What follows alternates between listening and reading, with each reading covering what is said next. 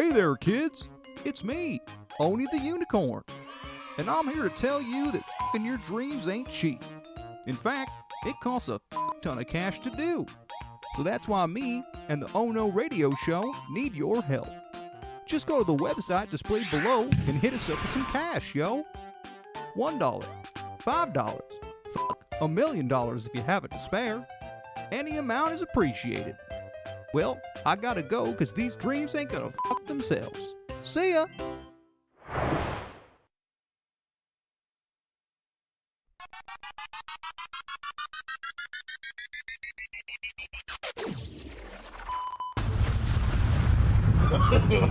No. No! God, please, no! Oh no. Oh no! Oh no! Oh no! Oh no! Oh hell no! You are listening to the Oh No Radio Show. Eat a bag of dicks. Has anybody seen $10 bills lately? Because I'm fairly certain they don't exist anymore. Uh-oh. Where's my thing? Oh, that one. Hang on. There's the button. Nope, that's not the one. This is where it goes all wonky. It's Oh No Radio Show. It's supposed to do that.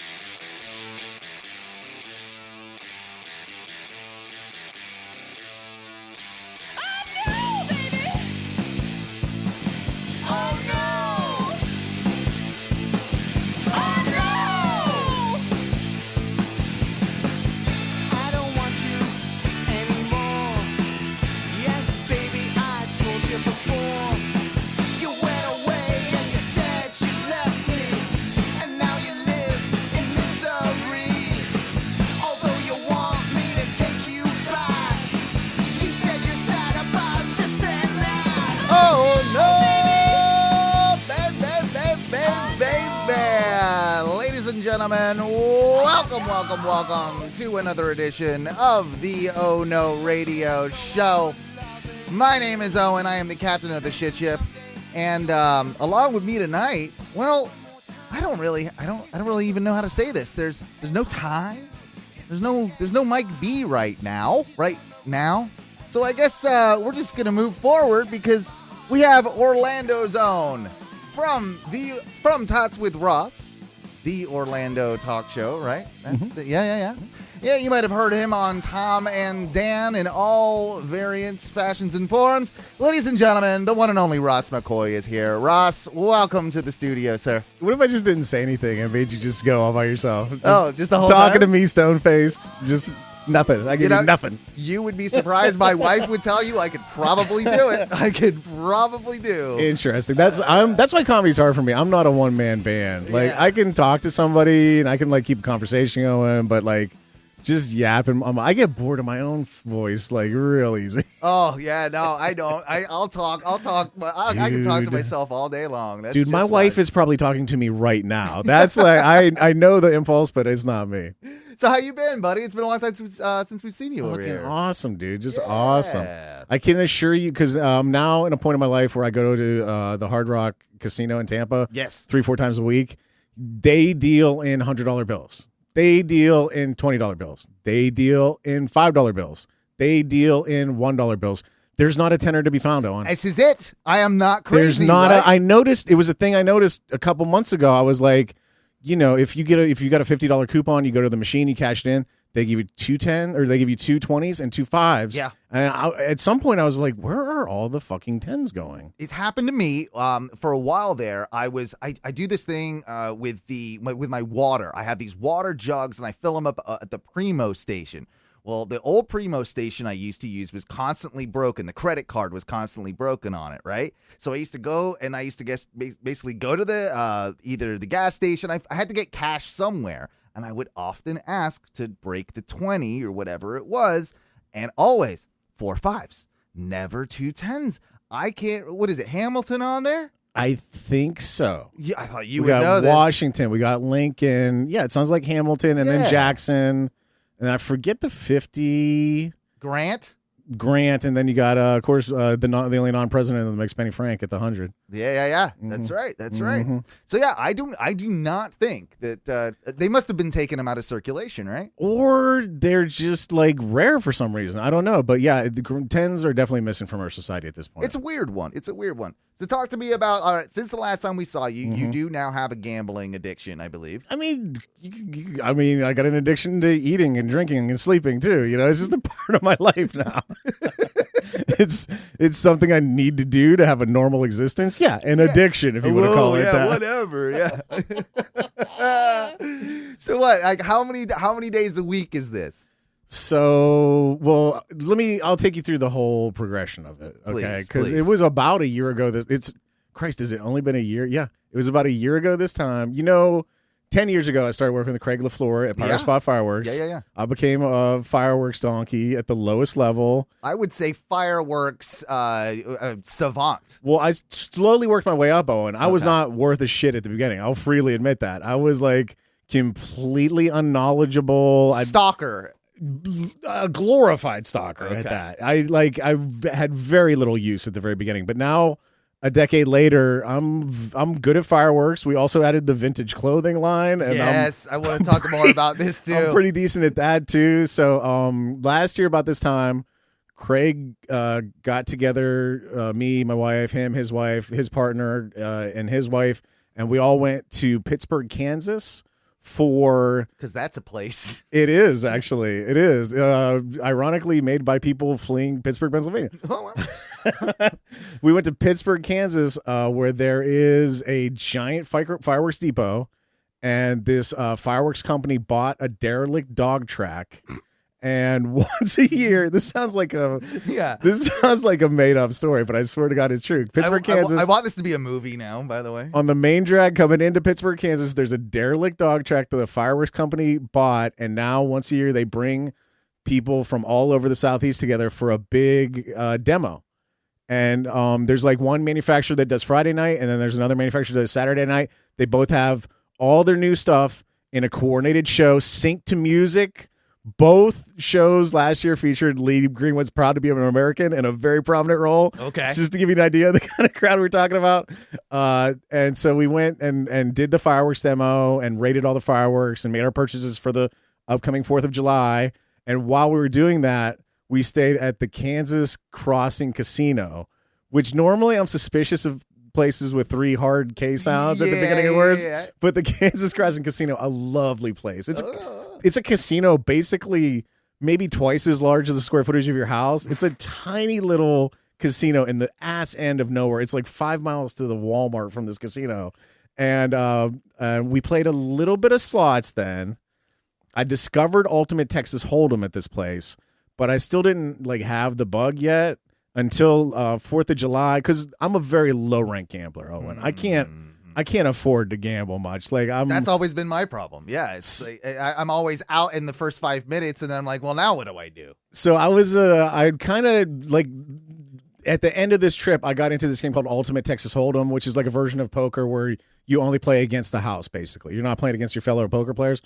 But to play that in Tampa, which as far as I knew was the only place to go play it, it's like $25 a hand minimum. And that's too rich for my blood. And it's a game where you can 4-bet on the first, if you get cards you like, you can 4-bet. So you could bet 25 out on the ante, 25 on the blind, and then bet 100 behind it. So you could have if you're low rent gambling, you can have $150 out on the table if you have a good hand, right? And that's too much for me. I didn't understand. I didn't. Yeah. Then Craig told me, well, that there's a poker room in Orange City where they have $5 minimum hands. And I was like, what? And that's where all my 4th of July money went. Nice. But at some point, I forget why, at some point my wife got addicted to slot machines. Probably Craig took us to Tampa for a show or something, and we played some slots. So long story short, my wife got addicted to slot machines, so we're driving to Tampa 3 or 4 times a week now to play slots. See, I've never got into the slots. Do you know what they call them in the UK, by the way? One-armed bandits? They don't. Okay.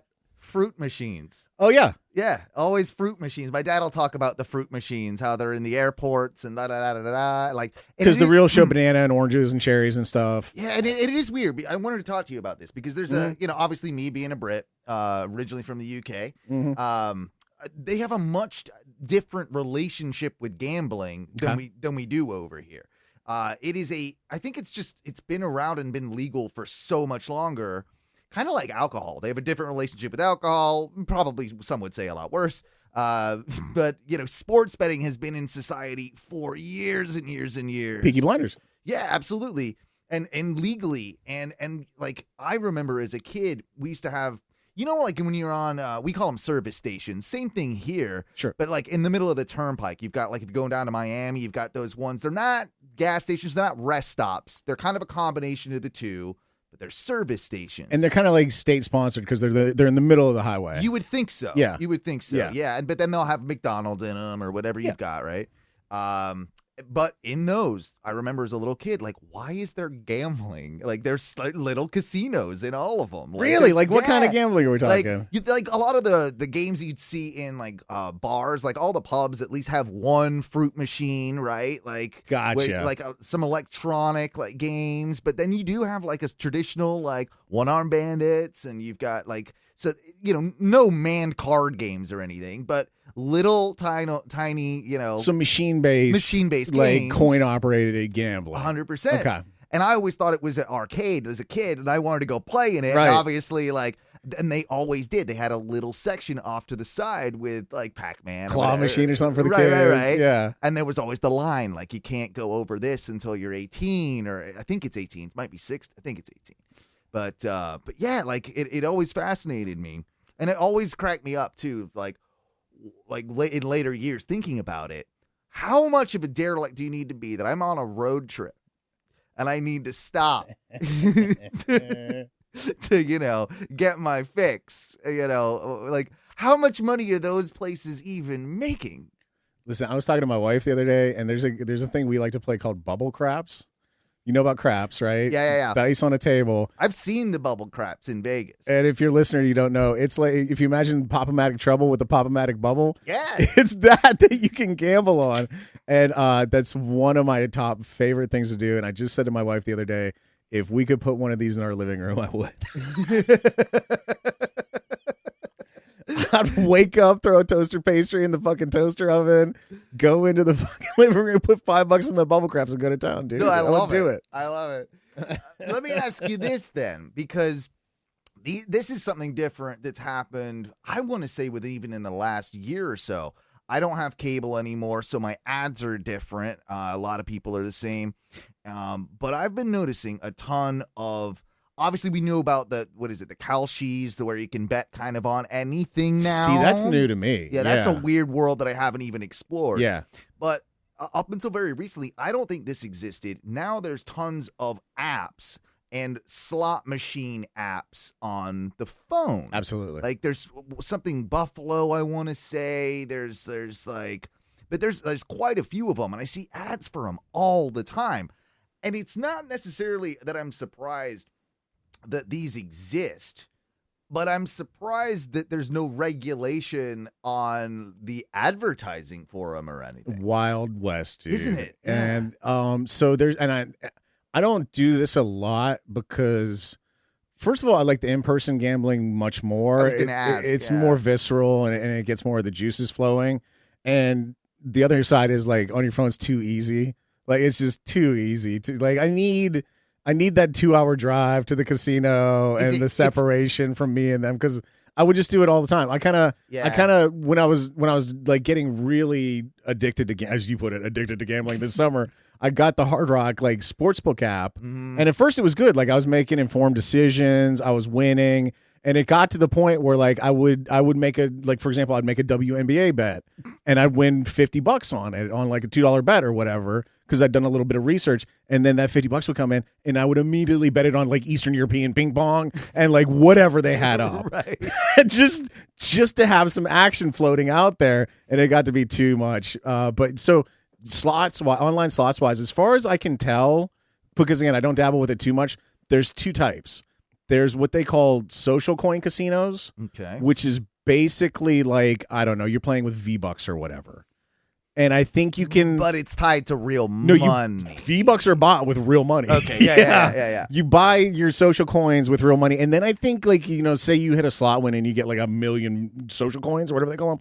I think they have like a remember when Wheel of Fortune, when like you would like shop in the Wheel of Fortune store and you ended up buying a porcelain Dalmatian or whatever. Yeah. I think you can use social coins in like that kind of respect to buy prizes or raffle tickets and stuff. I kind of like that side of it. Listen, There's a little bit of gambling for everybody. But then also now I noticed, because again, I told you I got off the Hard Rock Bet app, but I had 2 outstanding bets from this summer.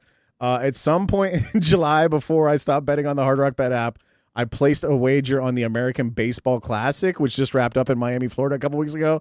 I had $10 on America to win for like the last 9 months, and I don't know if you've ever used this betting app. Okay, so No. I had a $10 bet, and if America had won, it would have paid out. It would have paid out at like $100, I think, was what it was. Uh-huh. And so for the last 9 months, America's been the favorite team.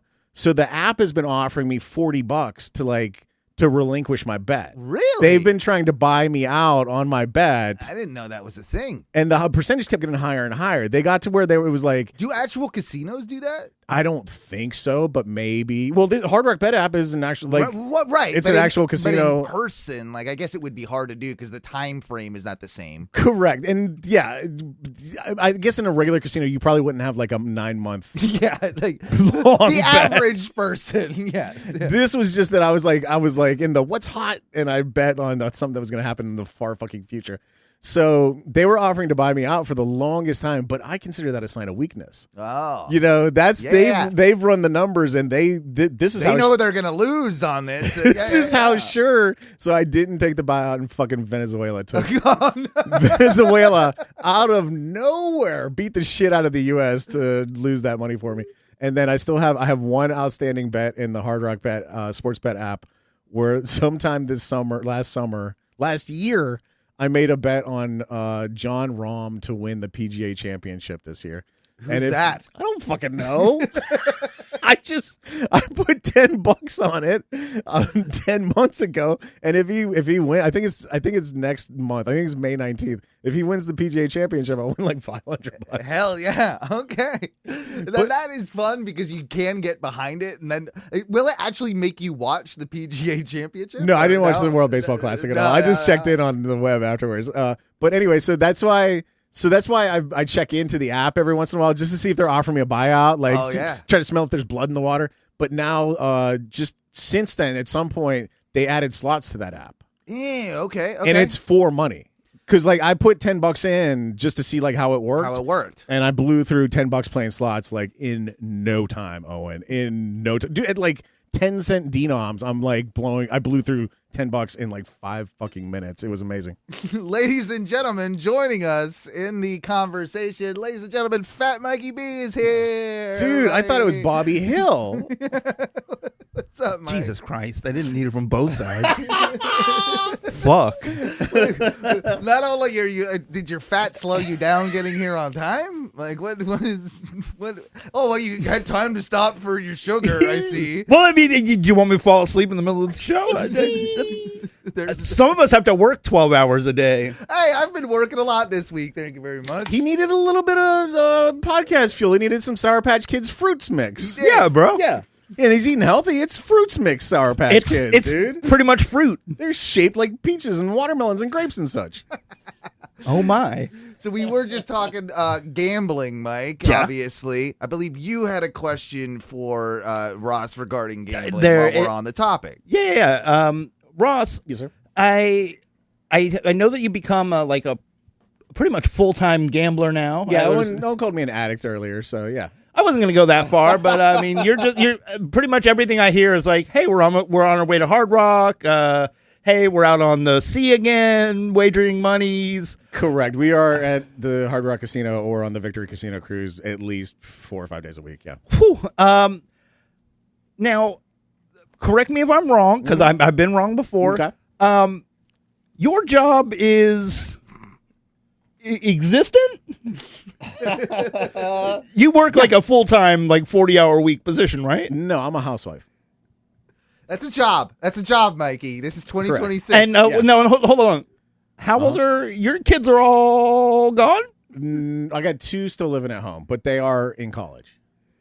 Oh, so you just haven't had enough gall to kick them straight out. So yeah, all I do is cook and clean for 4 adults and a dog all fucking day, every day. Mike, is that what you're asking? Is that what you're getting at? Well, it was more like how are we bankrolling this just ever-present gambling? Well, so I do also work for the Pyro Spot Empire and okay. Now Vintage Elite Apparel. I do a fair bit of work, and it's not like full-time work, but I get enough gambling money out of it that we can buzz down to the harbor. Now, and also, you know what helps? Don't lose at gambling. That was going to be my second question is, what do you think at current would you say you're up lifetime, or are you like even lifetime, or are you woefully we're in the red hard. Now, see, until you hit like a big jackpot or something, you got to figure lifetime you're going to be a little bit down, because at the beginning you're learning. Yeah. You know, like when when I was heading up to the poker room every other day, and I lost a lot of fucking money in that Orange City poker room, learning $5 at a time, learning how to win, and then same thing was we got into craps, we got into slots. At the beginning, you lose a ton of money, but then eventually you learn, and hopefully you can dig your way out. What has been the... So you didn't answer your question. No, I'm way down lifetime. Lifetime's still down. the red. Absolutely. So what has been... But all I need is like 2 or 3 good jackpots. I'll be right back at it. Said like any true gambler, I just need that one big one. Sure. So what is your most winningest game to date? I've had a lot of success with craps. I've had some like pretty fucking awesome craps rolls where I've walked away from the table with like upwards of $1,200, because there's a side bet where you can make like 135 to 1, and if you hit it, you got $5 on it. That's good money. Let me ask you a question about craps real quick to interject. Sure. I have a coworker. He's actually my boss. He says that he can swear that when it leaves somebody else's hand, he can tell if it's going to be like the double sixes or what's the bet. Like he's like, I can swear I can see it, like, but I can never. But it's always too late by the time it gets out of it. But I can see it's about to happen. Yeah, bro, put on them hindsight glasses. Like, everything's great. Yeah, but he says he has his like the world's worst superpower is like, because he can't ever make any money off it. There's definitely been situations where like certain things happen, and I'm like, even before the guy rolls, I'm like, well, the next roll's a 7. I just know it. Really? And I'm like, and I should throw some money on like any 7 right now. Like, absolutely. And then the guy rolls a 7, and I'm like, fuck, why didn't I do that? But there's also been times where I'm like, man, they're going to roll a horn next. $25 horn, and it doesn't come up. It's not even close. But the example of this that I can give you, Mike, that is like, it's not proof of everything, but I swear to God it happened just like this. The bet I was just telling you about, it's called the all tall small bet, or sometimes it's just called the bonus bet. If you can roll 2 through 6 and 8 through 12 before you roll a 7, like half of that is your smalls, right? Yeah, 2 through 6 is your small. If you roll 2 through 6 before you roll a 7, that's your smalls. That so pays like small straight, large straight, and so hitting it in the middle. The small and the tall pay 65 to 1, right? And usually the minimum you can bet is 5 on that. And if you roll everything except a 7, 2 through 6, 8 through 12 before you roll a 7, that pays like usually 164 or something to 1.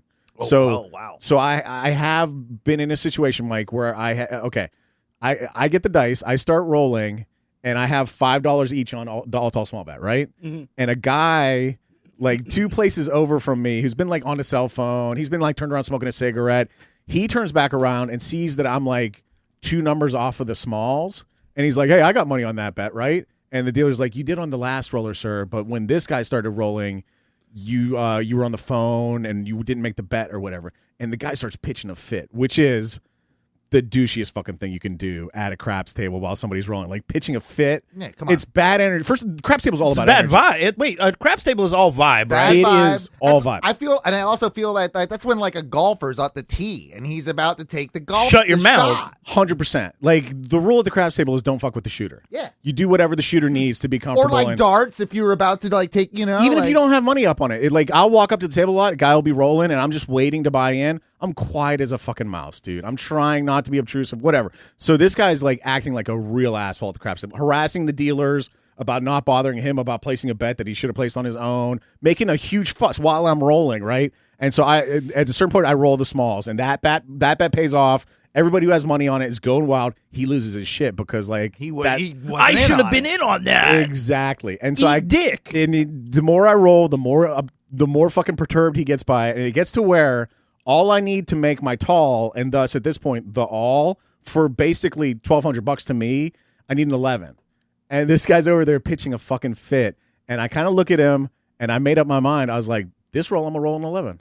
It's gonna be this roll, and I picked up the dice and I threw them, and fucking 11 came up. Hell yeah! See, it's that gambling orb or something like that. Yeah. Let me ask you this: So wait, is there an actual technique? Like when you are rolling the dice, do you look at them in your hands? Do you put like this number up and this number up? It's 2 dice, right? With craps, correct? Yeah. So like, and like, is there a certain like actual? Is there a physical skill that can be acquired with rolling dice? I mean, I'll ask you this too because you're a D&D player. You roll dice all day long. Can you make a dice do what you want it to do? Is my question. So ideally, dice should be perfect, and there should be no like these dice. Casino dice are special dice where like you said it might. These are all rounded dice. Like it throws off all of the metrics of the dice because they round off all the corners. Well, the pip. You see how the pip is indented on this one, and then on the other side, there's obviously 6 pips. So that is a different weight on this side than that side. Right. Casinos, the 6 would be less heavy than the 1. They do this, but then they take a filler with the exact same atomic weight as the rest of the die, and they fill it in so it's a completely perfect cube. Yeah. Like the pips are on there, you can see them, but in terms of weight and dynamic and everything, every side is exactly the same. But that being said, yes. if you were able to like manipulate, if you were like a bowler or like somebody that had perfect skill. We're just right now discussing casino dice. Okay. I'm just telling you how they're made at this point. Yeah. Now it's widely agreed that like it's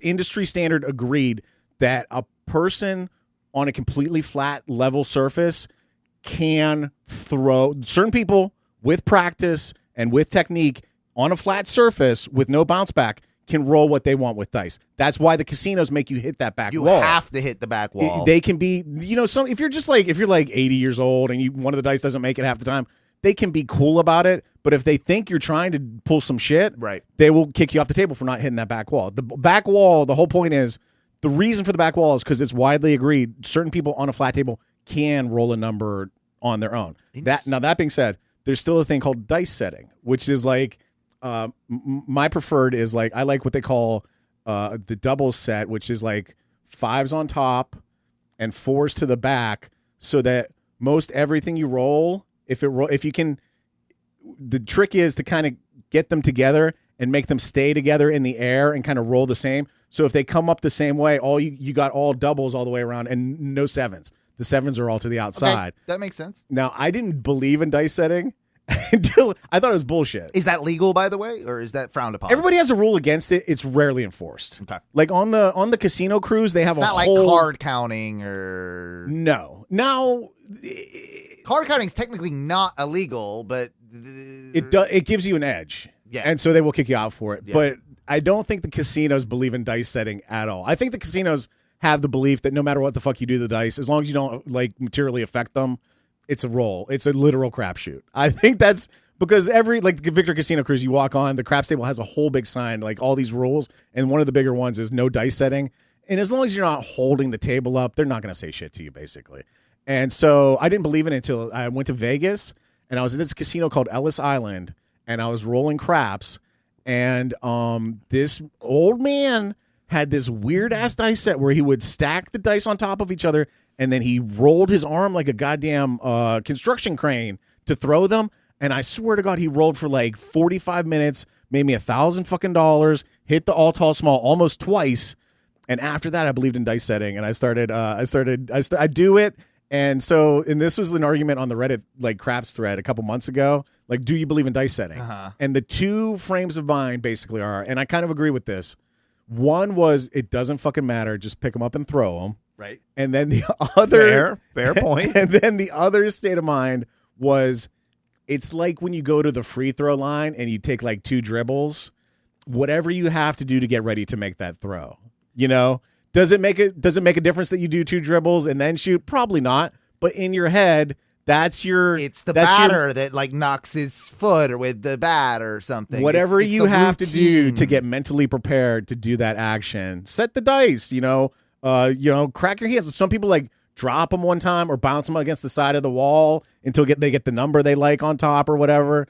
Whatever your thing is, it probably doesn't actually affect the probabilities at all. But if it gets your mind right, do it. What about backspin? You got to do backspin? That's part of the controlled throw. You set the dice, you grab them kind of like loosely with your middle finger and pinky or your thumb, and you try to get them to spin and stay in the same rotation. I'm following. Yeah. Okay. And then a best case scenario, and I've done this once or twice, and it's fucking beautiful when you can do it. If you can get it to just like when the DVD symbol kisses the corner perfectly. Yeah. If you can do that with the dice and have the spin exactly right and get them to just seat themselves in that little crease perfectly, it's such a beautiful thing. And it sticks? I've done it once or twice where it does. Yeah. Oh, yeah. Wow. That's interesting. I also one time, and Craig could back me up on this, he was there, he saw it. One time I threw the dice, and if the dice go out of the table, they're dead, right? Yeah. You got to re-roll.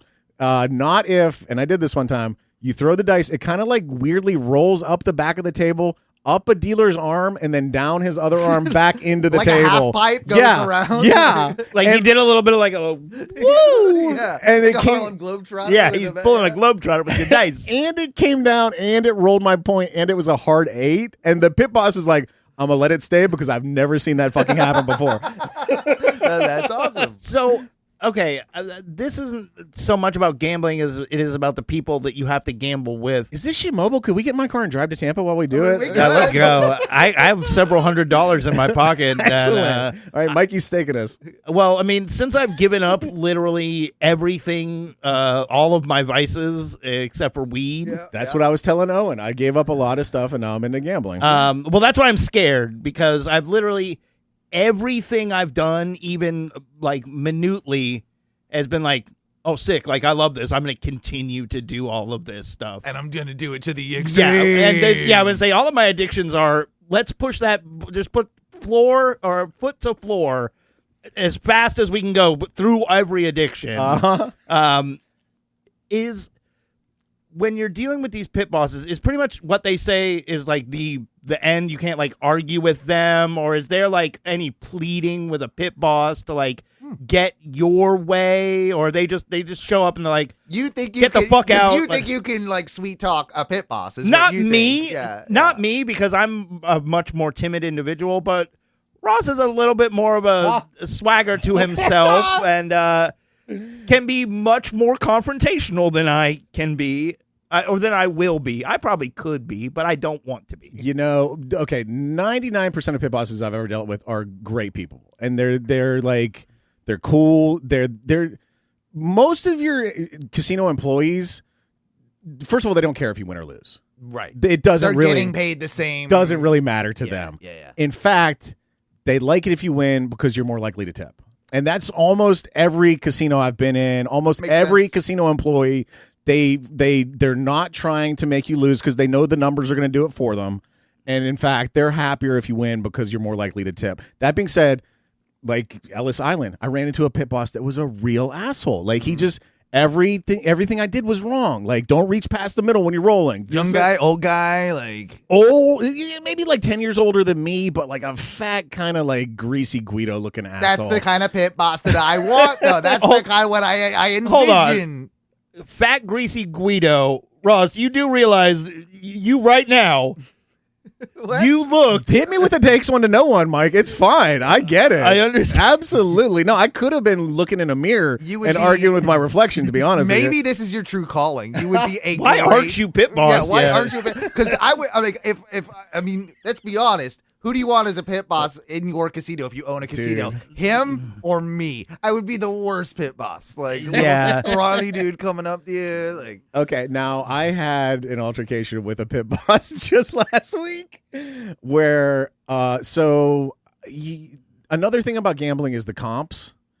And so the more you gamble, the more the casino will give you to draw you back in, basically. Free drinks, food, when I hotel, started going to Hard Rock at the end of last year, they were comping me like the big buffet once a week.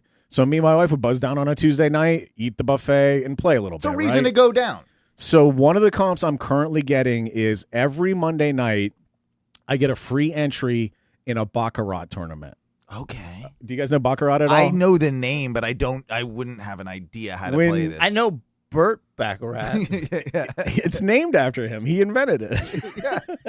After He the sang famous. some sweet songs about The it. very too, I one. heard. Yeah. It's the game when James Bond sits down and like Dr. No's betting like bars of platinum or whatever. Yeah. They're always playing Baccarat. And now that I know what Baccarat is, that's hilarious to me because it's the least intense game in the casino. It's like it's boring. Or? It's, you know how like in blackjack you get cards and you get to like decide whether or not to hit or not? Yeah. It's like blackjack without any decisions. So it's just literal chance. There's a player and a banker. They both have about a 50-50 odd of winning, right? The banker has like a 0.03% edge or whatever, Sure. just a hair of an edge. But it basically is a 50-50 coin flip whether or not banker or player is going to get the win. And you get to pick which one you bet on. That's it. That's literally it. There's a couple side bets. You can bet on a tie. You can bet on like you can bet on a couple different side bets depending on the table you're at. But the main thrust of Baccarat is you decide, am I going to bet on player or banker? And then the dealer picks out 2 cards for player, 2 cards for banker. They flip them over, and it's just like blackjack, except you're trying to get to 9, and anything 10 or above is 0. So Okay. if you get 2 queens, you got a 0. The other guy gets 8-1 or 8 ace. He's got a 9, wins, beats you.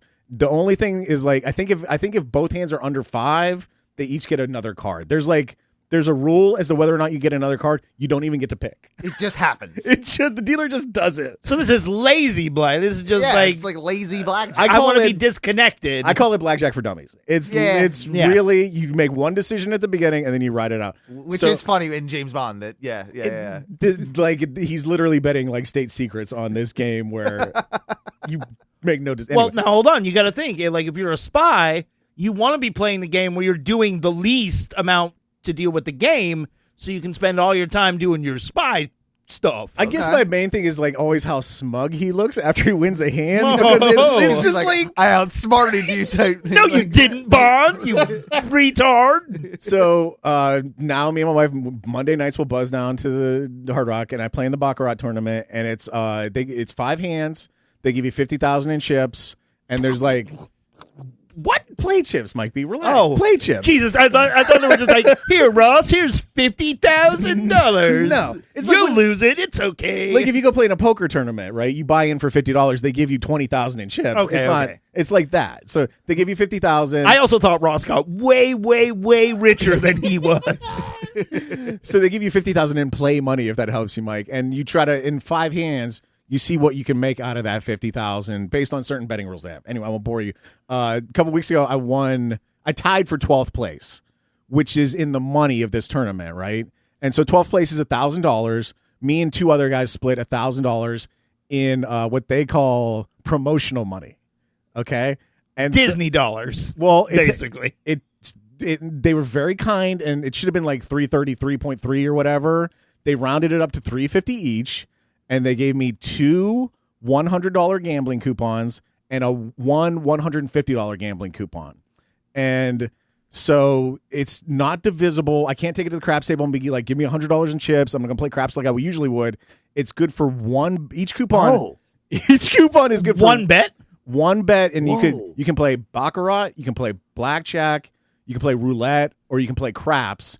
And they called it even money bets only. So like you play blackjack, or you can play red or black on roulette, right? Or on craps, which is my favorite. You can play a pass line bet or a don't pass line bet, which is just basically really is like if you believe the guy's going to make his point or not, right? Okay, so they're yes or no's. Basically, Yeah. any like of those choices, because like in roulette, there are obviously more things that pay off better. but they narrow you down to 50-50 odds basically, which is fun. But like, I think you had the same reaction I did, which is like, even though it's free money, $100 bet It's like, what? is like heart-poundingly intense, right? Yeah. So have you done it yet? So, so the Baccarat tournament wraps up. That night, we had to hang around to get the coupons. They had to get all the information together, get it back to the cage, make out the coupons. We ended up having to wait until 11:30 that night to get the coupons. But you're waiting. We wait, and I asked him at the time, I'm like, hey, how long are these good for? Because sometimes if you win free play in a slot machine or something, it's only good for 24 hours or whatever. So I asked them, I was like, how long are these coupons good for? They're like, don't worry, sir, they're good forever. They reassured me to the point where I was like, these fucking things are better than money. So we went for a couple trips, and I didn't do anything with them. I just kind of kept them in the glove box for if we ran out of money or whatever. As like an emergency kind of. Are they tied to your name, or could you feasibly sell them? No, they got my name on them. Okay. I gotta check them in with my player's card when I'm gonna go use them. There's a whole process to it, and so I kind of kept it in reserve for if we win, we were out of money, but we still wanted to play. We'd still have this kind of insurance policy in my glove box, right? And so it comes to pass one day we go and we run out of money and we still want to play. So I go get the $200 coupons. I go to the craps table and I walk up on a guy he's on a hot roll. He's rolled the smalls. And he needs 2 more to do the all, right, dude? So he's been rolling, and goddamn, if he went I both those coupons, and I won both my coupons on his roll, and I actually had bought in for $100 extra because you can. There's other. I made other bets too, and I ended up walking away with my $200 chips. And another $50 I won off of his roll. And now that's out of the system. Now you have the actual money. Now those coupons are now chips. And I can either gamble those or I can take them to the cage and they'll give me a fucking Ben Franklin for them, Well, that's awesome. And so very exciting. And then a couple days later, 2 days later, I go back to the casino and my wife was playing slots or something. And I was like, you know what, honey, I'm feeling it. I'm going to go get that $150 coupon from the glove box. I'm going to go play some craps with it. She's like, go ahead. So I get my coupon and I go to check in, and the pit boss is looking at it with reading glasses and stuff, and really frowny face, and he goes, "This coupon's no good, sir." And I'm like, "What? Say what? And you said that these would be good, even if I come and bring them to you in the apocalypse. You said that these coupons would stand, sir." Yeah. Mike, you were there. That's exactly what I said. And this is the big boy too. This is the 150. So I'm immediately I'm sweating. This is how you can tell if you're crashing out at the casino. If you were fine a minute ago and you start pouring sweat, you're crashing out. That's a Ross fact. And so the pit boss, and I swear to God, he was about to tear it up. And I'm like, whoa, hold on. No, sir. I very specifically asked. They told me that was good forever. Matter of fact, I was just here 2 days ago because he's telling me it's only good on the date of issue, which was the 16th of March. At 11:30 p.m. So I would have had to play $350 worth of whatever. Yeah. By the time I find a table, 15 minutes, I would have had to play all these coupons. Patently absurd on the face of it. So he's telling me that this coupon's only good on the date of issue and it's no good anymore. And I'm like, sir, I was just here 2 days ago. I played craps with 2 of these coupons, dated the 16th of March. It's 2 weeks later. They had no problem with it. I don't know what your fucking problem is, but that coupon's good. Go make a call or whatever. And so he goes and makes a call. And I'm like, they're giving him the fucking business right now because I know what's up, dude. And then he comes back and he's like, yep, they said it's no good. And I'm like, what? I lost my shit. And I'm like, what recourse do I have at this point? Right. And he goes, if you go to the Players Club and there's still a pool of money from this prize pool, maybe they could reprint you a new one. In the dickiest way he possibly ever could have said it.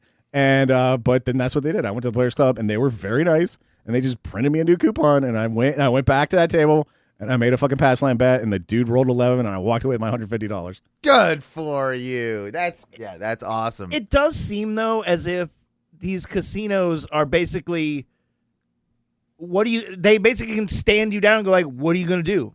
That is true. We will say and we will dictate how we want to run this shit. The town. And if you don't like it, Tough shit. Yeah. What are you going to do? Get the fuck out. If you want to make a scene, get the fuck out. You want to do anything else other than just listen to what I say, get the fuck out. And now that I've gambled in Las Vegas and Atlantic City and here, Tampa is a special animal. Even the Victory Casino Cruise isn't quite like this because Tampa, they know they're the only game in town. They know if you want to go to a legitimate casino experience, it's them or you drive 15 hours to somewhere else. Biloxi or wherever. Miami or whatever, yeah. And so they know that they have the only game in town, and they really, there's no free drinks. There's no, the slots are not as hot as like in Atlantic City, man. Goddamn, the slots are fucking loose as could be. But the no free drink thing is really kind of, it's a casino. What are you doing? That was the only thing, like, growing up I would learn about that. It's like, and like, it's not just that there's no free drinks. It's if you want I'm a double whiskey and Coke guy. That's $22 fucking at the Hard Rock Tampa if you want it. If you don't sneak it in your Subaru Outback or whatever. Like, so they take it to the extremes, Mike, because they can. They know they're the only one in town. That's. You had a couple questions, Mike, that you haven't mentioned yet, by the way. Do you know what they are? Have you forgotten? Or do you want me to remind you? I remember one of them. Do you guys want to do this much gambling content? Because I love it, but I know I know most people hate it. This is great. This is great. I'll go talk to Dan all the time, and I'm like, I know gambling stories are like dreams. It's like interesting if it's yours, but like other people's are so fun. Fucking boring. It's fun. It's fun because you're enthused about it. Like that's why it's fun. Yeah. So is there? Okay. Are there things that you think could be gambled on that you haven't gambled on yet? Like are there animals that you want to see race that you want to gamble on that you just haven't yet? Yeah. Are there do you think there maybe are like the most dangerous games that you want to maybe gamble? Where would be the limit for you? There was one hot minute where it was like around 4th of July. We were going to the poker room a lot. The poker room also has horse racing. And we were up there one night when it was like the Preakness or something. And so I put some money on the Preakness, and I won. Like I put like $20 out there, and I won like $400. And I was like, holy shit, I'm really good at horse racing. So I spent like the next week going to the fucking horse racing room every day and blowing like $50 trying to recreate the magic and just not able to. It turns out the Preakness was like horse racing is all about the the odds setting. And it turns out that the Preakness is like the odds are really, really, really close to truth because it's such a high attention match, and maybe your day-to-day horse race matches don't get the same attention, so it's a little bit harder to figure that out. But in the course of doing that, I discovered that in Louisiana for Memorial Day, there's a racetrack that does exotic animal racing, Mike, and they race, for example, giraffes. Oh yeah, yes, they race, for example, zebras. Yes. The zebras. Yes. Wait, jockeyed or unjockeyed? The zebras they do with a jockey. And the last time I saw, like, there's one online that you can pull up that the guy who wins the race is the only guy who stays on a zebra more than like 100 feet. Because it turns out zebras do not like to be ridden or run in a straight line very much. They're all zigzaggy. They're all You don't get very far on the Serengeti running straight lines. No. That's great. Yeah, and then they're not interested in that little fucking fake rabbit, so they're not chasing that thing. Do you think that maybe not in our lifetime, do you think we're going to get to Running Man style TV with gambling about it? Gambling on life or death events? Yes. In our lifetime. I mean, I think you can gamble on the war and stuff to a degree, right? With this Kalshi put those numbers up already? I think shit, I'm behind. I feel like that's actually a thing. And somewhere in the world right now, there's like a cockfight happening, and presumably a kumite of some sort. Like they're like, if there's below ground boxing too. So like, yeah, I feel like somewhere in the world there's probably a life or death happening right now. Yeah, this is just. I think that's what we need to get to. I think the only way I'm gonna get into gambling is if it's like I'm in one of those musty like Asian pit rooms and there's two guys playing Russian roulette in the middle. Exactly. And I think I have to go to that extreme to get into it. And then maybe I could back down to like Baccarat and cards. But I would need to experience the summit of what gambling can give me. Sure. before I can back it down. Well, both of you guys will remember from years ago, we had the Ono radio show Death Pool, where it was just a game that we played. We all had a kind of team. That's true. And that we, and then I was shamed that I think it was around COVID. I was shamed at having the Death Pool even Betting exist. on people dying. Like this is not a good look. And then, so I didn't do it for a while, and I haven't brought it back. But I did say, nah, fuck this. We're going back to it. We're gonna bring back the Death Pool. But it's I weird keep now. saying it, but People we keep are. dying in like big swaths. It would be like 4 or 5 celebrities to make all the at game once. so much more interesting. Yeah, you'd have like a big spike in potential points. Like leaderboards are gonna change left and right. Like it's gonna be great. I think there's 2 types of gamblers though, Mike B. There's like your professional poker players who delight in like tricking and like taking money from their fellow gamblers. And then but like your craps players, it's you against the house basically. And if everybody at the table's winning, it's a much better time than if somebody's losing. And that's why like in craps you can bet pass or don't pass. Like, do you think the guy's going to win or do you think the guy's going to lose? And people who bet don't pass where you think the guy's going to lose are kind of like looked down upon. They're called dark side bettors. And like if a guy's rolling and you bet don't pass against him, he's gonna look at you and be like, "Fuck you, buddy," like sure. And most of the people at the table are gonna be on his side. So I think there's different classes of bettors, and I think your average bettor actually prefers it when people around them are winning as opposed to losing, much less dying. Yeah, get it together. Get it together. Never said I was your average gambler. Switching gears a little bit here. I know this is near and dear to your heart, Ross. So I decided to rip off one of your own bits for you. Ghost or UFO? Yeah, no, not that one. Not that one. One that most people, if they listen to Tom and Dan, will be familiar with. Ladies and gentlemen, I came up with my own. I don't have the rights to their theme song, so we'll have to go with this one. Explosion of the week. Right. Ross's explosion of the week. Ross's explosion of the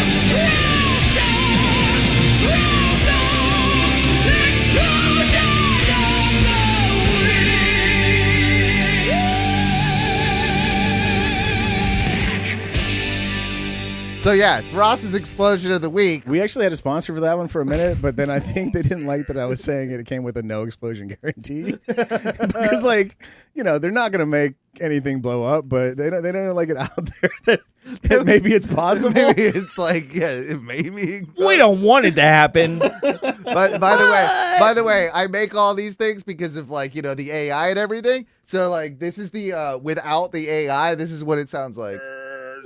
Explosion of the week. All right. Owen with a firm argument for AI. Let the robot overlords take us, please. Have you heard about the London beer flood? I know about the Great Molasses Flood. Yeah, I've heard about that one. I know about the Galveston explosion of 1846 or whatever. No, I never heard of the Great London Beer Flood. So this was set yourselves back to the 17th of October, 1814, everyone. It took place when a 22-foot tall wooden vat of fermenting porter burst. Oh, you got to vent that, London. Yep.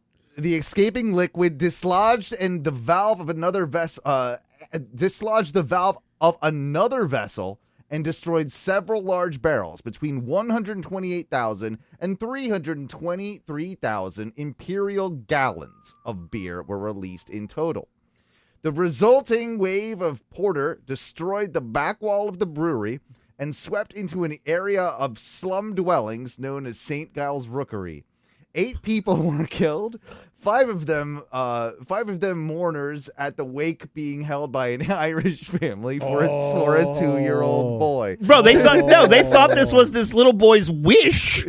He was Irish. For half a minute, they're like, "Oh, sick! Now we're dead." Yeah. The coroner's inquest returned a verdict that the 8 had lost their lives casually, accidentally, and by misfortune. The brewery was nearly bankrupted by the event.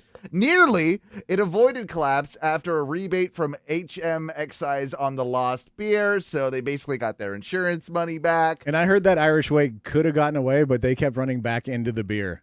Yeah. The brewery industry gradually stopped using large wooden vats after the incident. The brewery moved in 1921. Blah, blah, blah, blah, blah, blah, blah. So one of the things that's hilarious about this is the day of the event. So at around 4:30 in the afternoon of the 17th of October, 1814, George Crick, Mox's storehouse clerk, saw that one of the 700-pound iron bands around the vat had slipped. Oh, shit. The 22-foot-tall vessel was filled within 4 inches of the top with 5,550 imperial barrels of 10-month-old porter. As the band slipped off the vats 2 or 3 times a year, Crick was unconcerned. He told his supervisor about the problem, but was told that no harm would ensue. Hello, sir. The vat's slipping. Get back to work, Crick. Now he probably looked at the time and was like, No, dude, bother. Dude, it's 4:30. Shut the fuck up. He's like, what are you doing? Yeah, right? He's like, that's like a 2:00 in the afternoon problem that you bring this up. Leave that for first shift. Yeah. Crick was told to write a note to Mr. Young. Oh, shit. One of the partners of the brewery to have it fixed later. An hour after the hoop fell off, Post it by pigeon. Crick was standing on a platform 30 feet from the vat, holding the note to Mr. Young. What the fuck? When the vessel, with no indication, burst. The force of the liquid's release knocked the stopcock from a neighboring vat, which also began discharging its contents. Several hogsheads of porter were destroyed and their contents added to the flood. Again, between 128 and 32,000 imperial gallons were released. The force of the liquid destroyed the rear wall of the brewery. It was 25 feet in. It was 25 feet high and 2.5 bricks thick. Some of the bricks from the back wall were knocked upwards and fell onto the roofs of the houses in the nearby Great Russell Street. That's an explosion, if I've never... Almost, if I knew what half of those fucking units of measurement actually meant. Crick was so English, he didn't even blink when it happened. He just was like, oh. There we go, then. Oh. I like how he's like stopping. He's like, I'm doing a really good job. I'm about to deliver my note. Yeah. This is going to be great. I might get a promotion from this. Oh, man. A wave of porter, some 15 feet high, swept into New Street. I got dibs on Wave of Porter for a band name. Oh, that's good. That's nice. Where it destroyed 2 houses and badly damaged 2 others. How did you guys lose your house again? A Wave of Porter. What? 15 feet high, I'm telling you. It was a beer tsunami. Yeah, I mean, do you tell like your boss, like, hey man, like I'm gonna miss probably the next couple days of work. My house got hit by a wall of beer. Yeah, like, it just happens. There probably was like one urchin who like just grabbed a barrel slat and slapped it under his feet and surfed that shit out, dude. Yeah, you rode it all. Some guy probably did end up body surfing that, just like on accident, and grabbing a mug while at it, and just, having a few while he's going down. And was this a situation where like the local townsfolk immediately after ran to the scene with barrels? yeah, probably. In one of the houses, a 4-year-old girl, Hannah Bamfield, was having tea with her mother and another child. The wave of beer swept the mother and the second child into the street. Hannah was killed. In the second destroyed house, a wake was being held by an Irish family. We talked about them. And 4 other mourners. Another one, Eleanor Cooper, 14-year-old servant of the publican of Tavistock Arms in Great Russell Street, died when she was buried under the brewery's collapsed wall while washing pots in the pub's yard. What if that little girl's having a tea party, and she's like pouring imaginary tea for her mom, and she's like, Mommy, I wish we had something real to drink. And then a 15-foot Wallow Porter demolishes the house and sweeps her mom away. This is good stuff. What they actually didn't tell you, the little girl that died wasn't crushed or like washed away. It's alcohol poisoning. Very good. Just Very drank good. too much. There you go. Not much more to it, but yeah, I just think the fact that the brewery survives to this day, like that they got away with it, like they didn't. I think it's pretty cool that you like repaired your name after you killed and maimed several townsfolk with your product. Yeah. But after that, like if the bands slipped, they took it very seriously. Yeah. They did not. There was slack about the there was bands no ever more again. letters. No. There was no more letters No. after that. They're like, you know what? Put your pen down. Do something about that fucking band right now. It's actually what started OSHA. Honestly, yeah. To be fair, yeah. After that, everything had to be taken really seriously. Yeah. So I thought you'd appreciate that as an explosion aficionado. Absolutely. One thing I wanted to bring up as a topic. Do you guys, when you were kids, do you remember there was always like a day in school, probably elementary school, maybe early middle school, where you had to like, not necessarily like bring mom or dad in, but it was always like kind of a career day thing. And you talk about what your mom and dad did for a living and that type of thing. Was that a thing for you guys? Because I definitely remember some of this. It was, and the one time that it came through my elementary school, at the time, my dad was in between jobs, and my mom was the euthanization specialist at the ASPCA and said she wouldn't come in and talk about it. Well, this is kind of why I bring it up, right? And I think in the days when that would happen, I think everybody in my town where I went to elementary school, I think everybody's parents worked at the same fucking place, so it didn't really. Everybody like either worked in a factory. They either worked at Duquesne or PPG, and it was like, what? So what? Who cares? Right.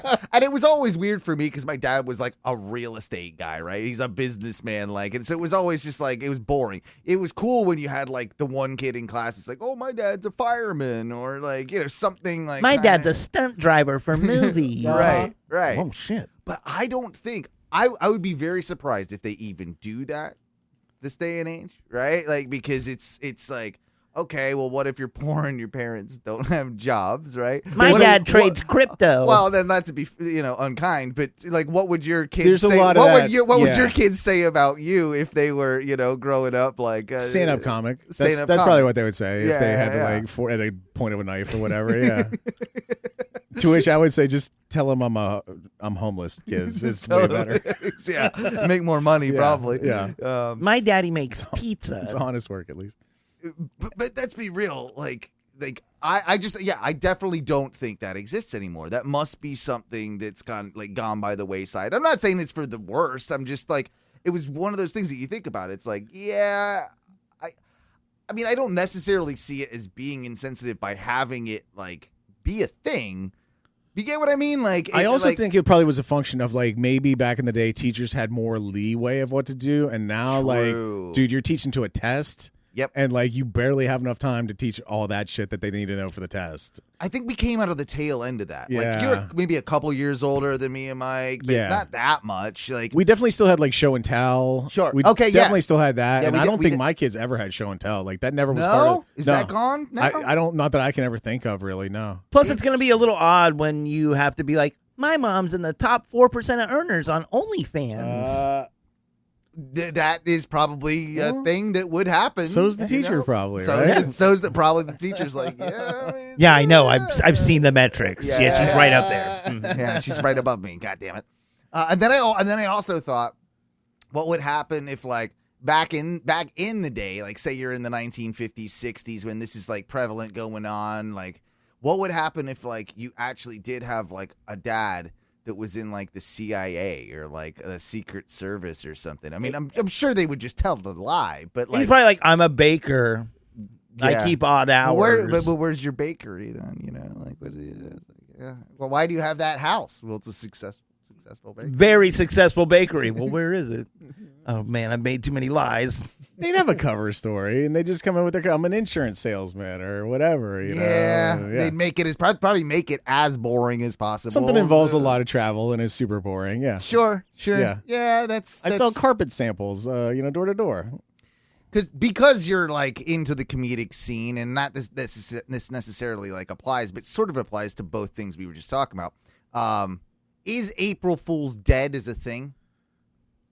I think so. It's got to be, right? I think so. This was the year where like everybody was just over it. I feel like. I mean, COVID kind of did it. I want to say people have more fun pointing out like, be aware tomorrow that it's April Fool's than they do actual April Fool's joke anymore. Yeah.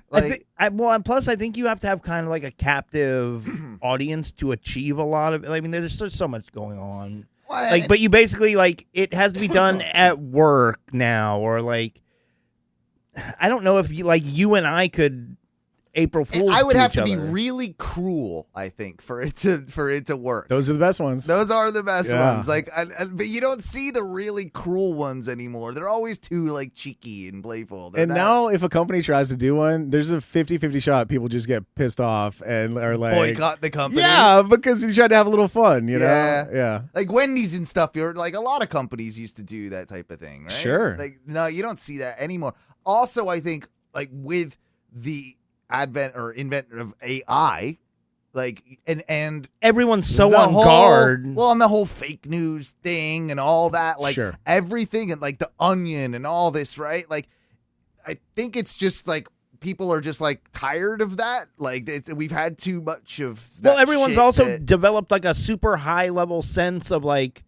This is fake. This is a bit. This is not this and this. Yeah. I know what to look for now. I know, you can instantly go and just check every source, and you have to. It's almost like every day's April Fool's now, because like everything that comes across your screen could be just somebody's fucking idea of a bit, and you can't tell anymore. Yeah, is this news? Is this real? Is this shark really taking down the helicopter? And not even that it's a bit. Some of it's just blatant misinformation now. Yeah, so everybody for probably the past 4 or 5 years has been on this hyper level of just I have to stay so alert or I'm gonna get duped. I guess that's what I was alluding to, is that it's taken the charm away from anything that was fun about April Fool's. You're right. It's like in the Pink Panthers. You're like Steve Martin, constantly always waiting to be attacked by Kato, your butler, so you can't ever relax, and nothing's ever fun. No. It's just kind of one of those things. It's like, I don't know. I felt like I definitely enjoyed a good April Fool's like when I was a kid, and I definitely felt like, I mean, there were always kids that would do like go too far, right? And then it becomes My mom. Really? She loved April Fool's. I remember I have one of my core memories is one year on April Fool's, her shaking me awake and her saying, Ross, I accidentally threw away the rent money, and then a dog got into the trash and spread it all across the yard. You got to go dig through all this trash in the yard and find the rent money. And I go outside in like my fucking pajamas. And this is Pennsylvania, so it's cold on April 1st. And I'm in my pajamas. It's windy. There is, in fact, trash all through our yard, and like I just woke up, so I'm not thinking straight. And my mom's telling me this, so like I go out in the yard and I'm like sifting through trash looking for money or whatever, I guess. And I look up and my mom's on the porch laughing her fucking ass off. So the only payoff is like, hey, I got my son to dig through trash in the front yard. Absolutely. And guess what? She was happy as a fucking clam, dude. She was laughing so hard. Back then, there was no like video of it or anything like that. This is all just for her own eyeball amusement. But she probably did tell the rest of the family. Oh, for I'm sure. Like the rest of it came up at Christmas later that year. I'm talking about her right fucking now. Yeah. Actually, 30, Mama McCoy, 35 years. Good prank. 40 years Mama later. McCoy, I approve. I love it. And it was something like that every year, dude. Every year she would make an effort. Yeah. Oh God, your mom? Not my mom. I don't think my parents were ever that. His mom was super around on killing cats all day, dude. Yeah. Well, plus, okay. So my dad was also like he was like a manual worker. Like he was either a maintenance guy or he was like an electrician or doing plumbing.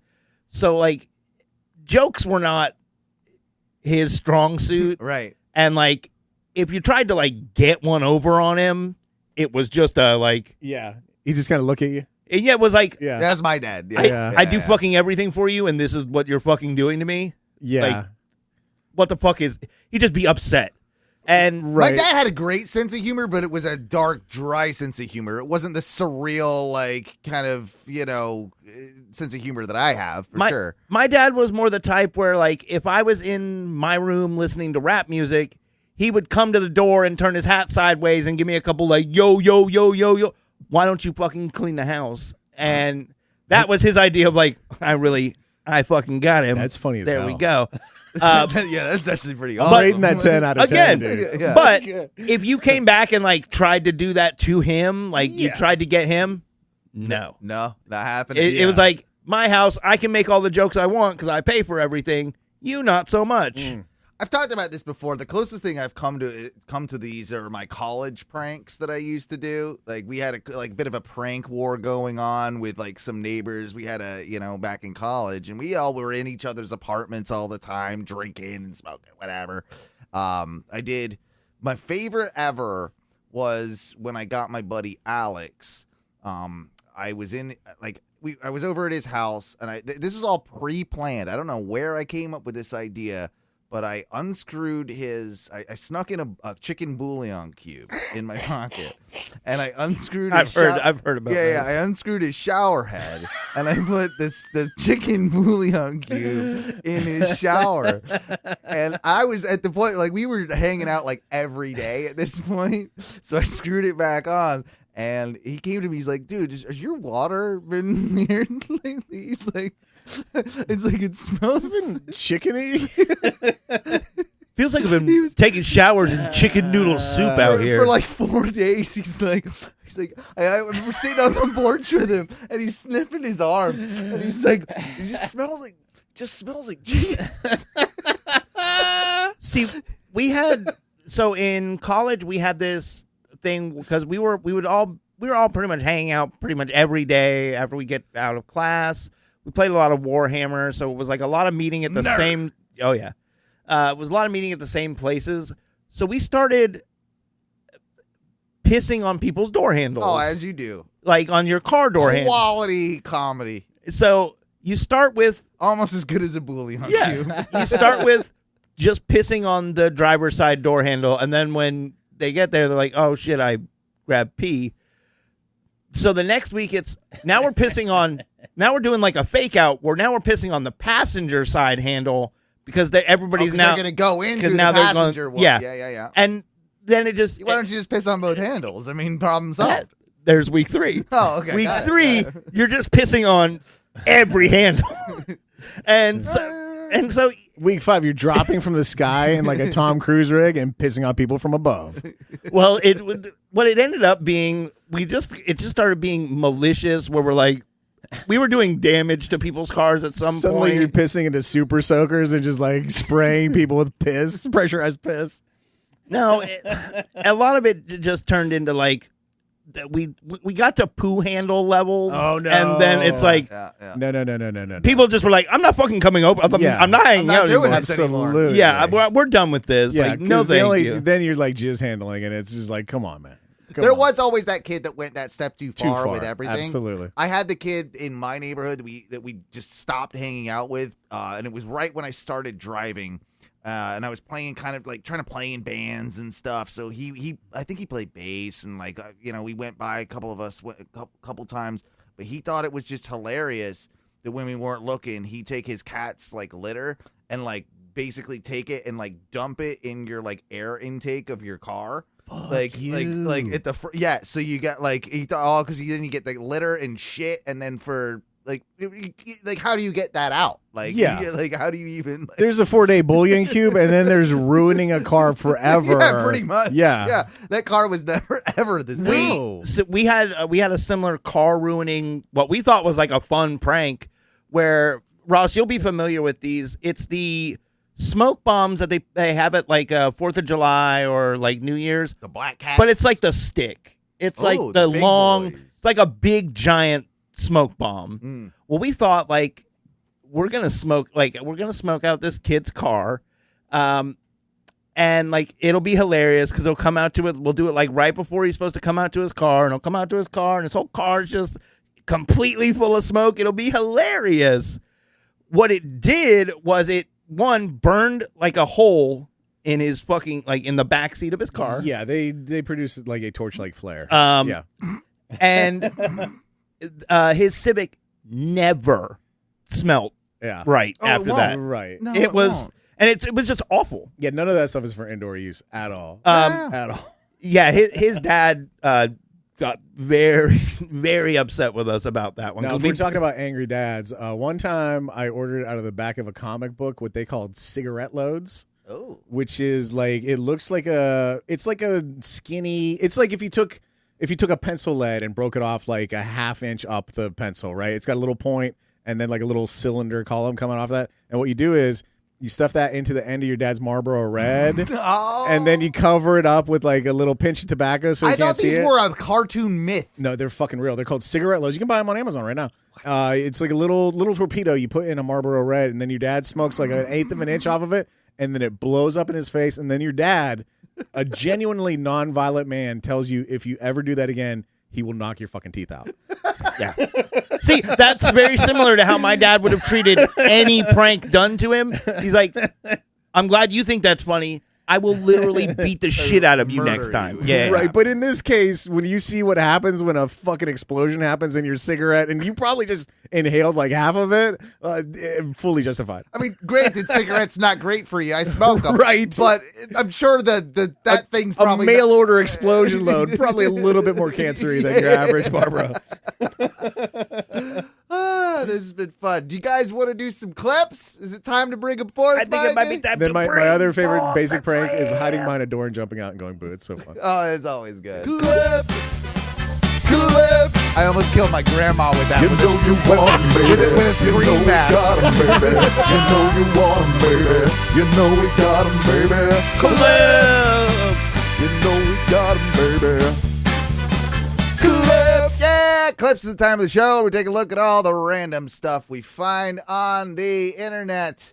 Man, I see the cone. Yeah, we all cone have of the cone. Everybody's seen the body camera footage from Tiger Woods by this point, so I don't think I need to bring that up.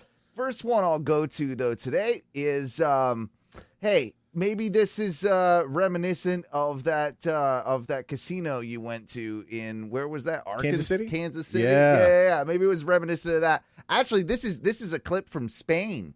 Apparently this is what they do with it's like Easter and everything. So it's one of those religious like ceremonies or whatnot. Okay. I can't pronounce it, I don't think, very well, but it's the Venia de San Juanos al Cristo Yaciente. Where's the Spanish guy that just said that? I mean, just That was perfect, Owen. Thank you. Here we go. Check it out. Here's something happening here. I didn't know they had the KKK in Spain. Yeah. Hang on. Let me get the audio going for this thing here. Look at this. This is actually pretty badass. I feel like the KKK really did damage the whole hood thing, you know? Because like these guys were probably doing the whole hood thing way before them. Absolutely. And KKK definitely put a bad name on a pointed hood. yeah, and these guys look pretty cool, and they're doing this pretty sick like religious dance with it. I think it's the colors that helped them out, though. Like they didn't go all white. That's true. There's Superman from the neck down, KKK from the neck up. Yeah. Well, and there's seems to be like a second denomination of like all black. Well, those are the ninja KKK. Yeah. Tell me this isn't pretty fucking sick, though. I mean, I would watch this if I was there. And correct me if I'm wrong, all those dudes are barefoot in a city street. Looks like it. Huh. That's ballsy. Yeah. Especially given the fact that they have like this weird ceremonial outfit except for bare feet. What's even crazier though is that like everyone involved is in this hooded like pointed hood getup, but they're like, hey, we need two guys to come collect our sticks like mid thing. No. What do you mean? You want a full cape and hood? Hell no. Well, everyone Street knows. clothes. Everyone knows that Jesus had bare feet and a white hood. Like that is clearly what everybody knows. It's right there in the Bible. Yeah, it's right there. Now, Obviously, they're carrying some like saint or something. Yeah. That's that lady on top of the Or palanquin dude, they're I bearing. can't. I don't know. Let's say lady based on the hairstyle. Haircuts. I would say that haircut was kind of androgynous, though. It could have been a dude. Okay, and now the black KKK has a glass coffin that it's like a dance-off. Lennon. They got Lennon in there, right? It sure looks like him. Are these good guys, bad guys? I don't know what's going on. But Wait, who's the bad guys, Oh. though? No, they're hugging. well, now they're hugging. Yeah, now they're buddies. Wait, what if that's not I thought it could have been a wrestling move. So wait, And then the stick guy's bringing the sticks back now. Yeah, sticks are back. why'd you Sticks are back. you de-sticked everyone for like half a minute? Yeah, now the sticks are back, baby. It's better with the sticks. Everybody agrees. We need more of those big banners like that, though. Like the standard bearers. We need more of those. Banners or band? What are you demanding now? More of those, like the standard guys. Oh, okay. Yeah, do we need those? I think we do. Oh, okay. Imagine if we had one right now. It'd be awesome. Yeah, it would Guy be. with the Oh No radio show and a big pole. You know, I'm back in. Yeah. Who I think died though? That's Jesus. Is that Jesus? Yeah, that's Jesus. He's over there. A lot of times it's like saints and stuff. These festivals are like based around a saint or something. Okay, so that's whoever that is in the coffin is the saint, and that's got to be the Virgin Mary. Is the Blessing. that Because it does look like Superman she's holding the KK is baby. like- yeah, that's got to be Virgin Mary there. Oh, got it. Because as far as I know, there is the one lady in religion. Whoa, and then there's like a mixed version though. They had blue capes, black like robes, and white hood. That's the daywalker of this. Ooh, You can go through either group. the blade. Hey, listen to me. I got the stick here, and I'm saying what's going on. I don't know. I'm fascinated with it. I feel like we need to bring that over. We need to bring that over here. For what saint though? We'd fuck it up though. You know. Well, I mean, we just America's version of this would just not be the same, right? I don't know, because like they're setting the bar very low. That is a terrible dance. It is basically like right foot, left foot, the whole goddamn time. It's not like complicated at all. And this has been, Christianity. You've been around for a minute. You had some time to work on this dance, and that is the most basic ass dance I've ever seen in my life. Fair point. That is actually a fair point. Well, it's because it's all tradition. They won't let them update. Like we could get dance moms here on this, and this whole thing would be amazing. But they're like, no, only the bishop can decide. And how about the Superman KKK B team to the side who don't even get to hold the Virgin Mary? They're just kind of like, we're here too. Next year maybe. Yeah. Next year we'll be we'll be the ones doing the dance. They one should guy have said given to the them a other guy- smaller pedestal to carry with a lesser saint. Those are the guys that couldn't even do the fucking left foot, right foot dance. They kept fucking it's Left, right, right. left. Oh, shit. Yeah. You want to go to the next one? Let's go to the next one here. I haven't decided. This is one of those weird ones you find. You both are men of high music taste. You, The Weeknd, being something that you fully love and enjoy. Love Abel so much. I mean, you're Modest Mouse. Modest Mouse is probably your favorite band. I mean, but we're all quite familiar with some great modern pop music. This is one of those things where I saw it today and I'm like, I think this is bad. No, this is good. No, wait, this is good. I'm still, when you get in have you been in those situations? I've got so many examples for you. Yeah. Yes. Okay. So this is a band called Clipping, and they're off Sub Pop Records, which, did you know they were still around, by the way? Yeah, Sub well, Pop? you figure they're putting out like the next Deftones or whatever, right? Sure. Yeah, just nobody's Sure. interested in it anymore, but they're still around. They're still for around. Sure, yeah. I mean, right. Famously, like Nirvana and Sonic Youth, I want to say. They had a couple of hits. One of those. So, yeah, this is a band called Clipping. The song is called Nothing Is Safe. And this is the official video. So, I'll probably get flagged for this one, but who cares? We'll deal with it. Check this one out. See if you like it. Kanye already did this. Run away.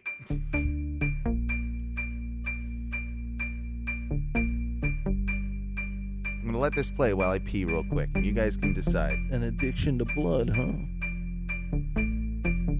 It's feeling very Halloween-y. Everyone safe and sound, this how family do. Only homies around, everyone here is crew. Something foul in the air, something feeling askew. Wind is in the pipes, it's that whistle calling for you. Don't holler, it's cool. Windows boarded and sealed, doors are bolted and locked. Product cooking on pace, weaponry fully stocked. Bodies sleeping in shifts, other bodies keep watch. Bullets of an antibody cop running up in the spot. The pop, drop, the lights are drop low. Something shot from the trees. Went straight through the front door, homie dropped to his knees. Blood seeping from his neck as he struggled to breathe.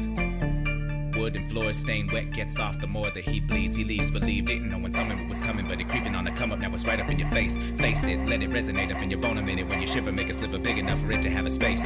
Ripped, life, slipping away, maybe you can make it out with just a little bit of grace. But it truly doesn't give a fuck about the fear you feeling. It is here to make you understand that nothing is safe. Nothing is safe. Nothing is sacred.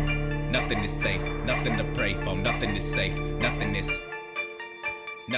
I definitely didn't expect rap. Cut the light and stay low. All is quiet. What are your overall thoughts so far? Peering through the window. The bars are there. The bars are sick. I like it, Nothing out there looks but real.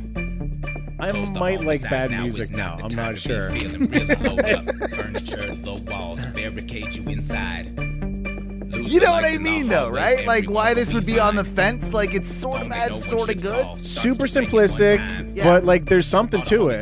Yeah. And the wall split from the outside. The air rushes in. It's cold as fuck. Bullets slapping like hail. My homie struck down. The mission has failed. The wood is split. Splintered chandelier falls and smashes. Hard glass and steel everywhere. And every throat screams in protest. You all are dying. And really will anyone care? Truth like death comes for everyone.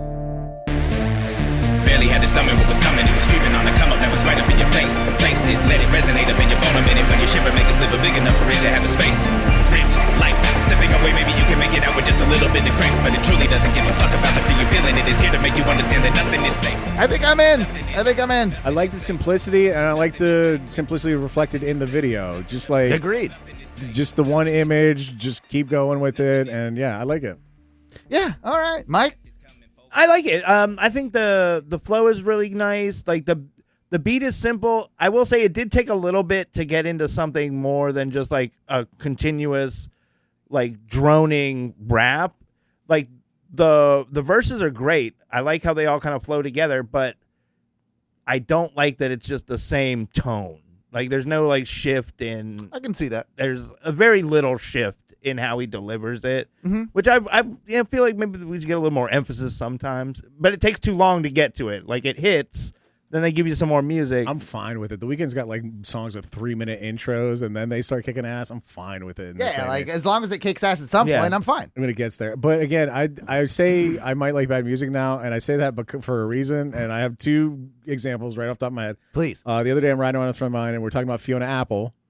And that first Fiona Apple album, I wore out. I loved it. And then he was saying to me, did you hear her most recent album? I'm like, oh, are you talking about Comes the Pawn? Fiona Apple's like second album that was just awful. And he's like, no. She put it out an album just a few years ago, and it was like critically like reviled. Everybody hated it. And he's like, let me put it on for you. And I fucking loved it. It was so good. Ooh. It's like so weird and Fiona Apple, and it's like, and I loved it. And then the other example is we went to Atlantic City a couple weeks ago, and they started playing this song, and I was like, and we're just walking around the casino, they play this song, and I'm like, the fuck are they playing this song for? I can't believe they're playing this. I haven't heard this song. First of all, I haven't heard this song in 30 years, and the last time I heard it, people were just making fun of it. And then later the weekend, they played it again, and I was like, it's kind of good, though. And then later that weekend, they played it again for a third time. I was like, this song fucking rules. And by the fourth time it rolled through their tight-ass playlist or whatever, I was like, my girl likes to party all the time, party all the time. It's my new favorite fucking song. Every day I take a shower and I listen to Eddie Murphy singing Party All the Time. It's so fucking good. Oh, God. Or it's terrible and I'm into bad music now. I'm not sure. What's that one? Oh, man. I've gotten so into certain disco songs, like, as of lately. What's that? Something Hernandez. Something Patrick Hernandez. What's the one? Oh, man. I'm not familiar with the works of Patrick Hernandez. No. Hang on. I gotta YouTube this. I think we're in agreement, Mike. There's no song called Patrick Fernandez. There was something in the air that night. The stars were bright. Patrick Hernandez. Is it something Patrick Hernandez? You'll know it as soon as is it Hernandez? Born to Be Alive. Yeah, you know this song. Born to Be Alive is a great fucking song. Yeah, this is Patrick That's Hernandez. a great song. This one. Yeah. This is by Eddie Murphy. Sure.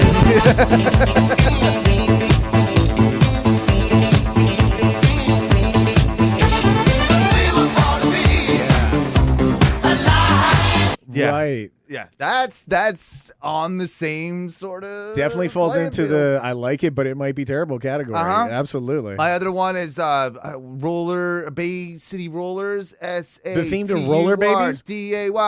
Hey. SAT.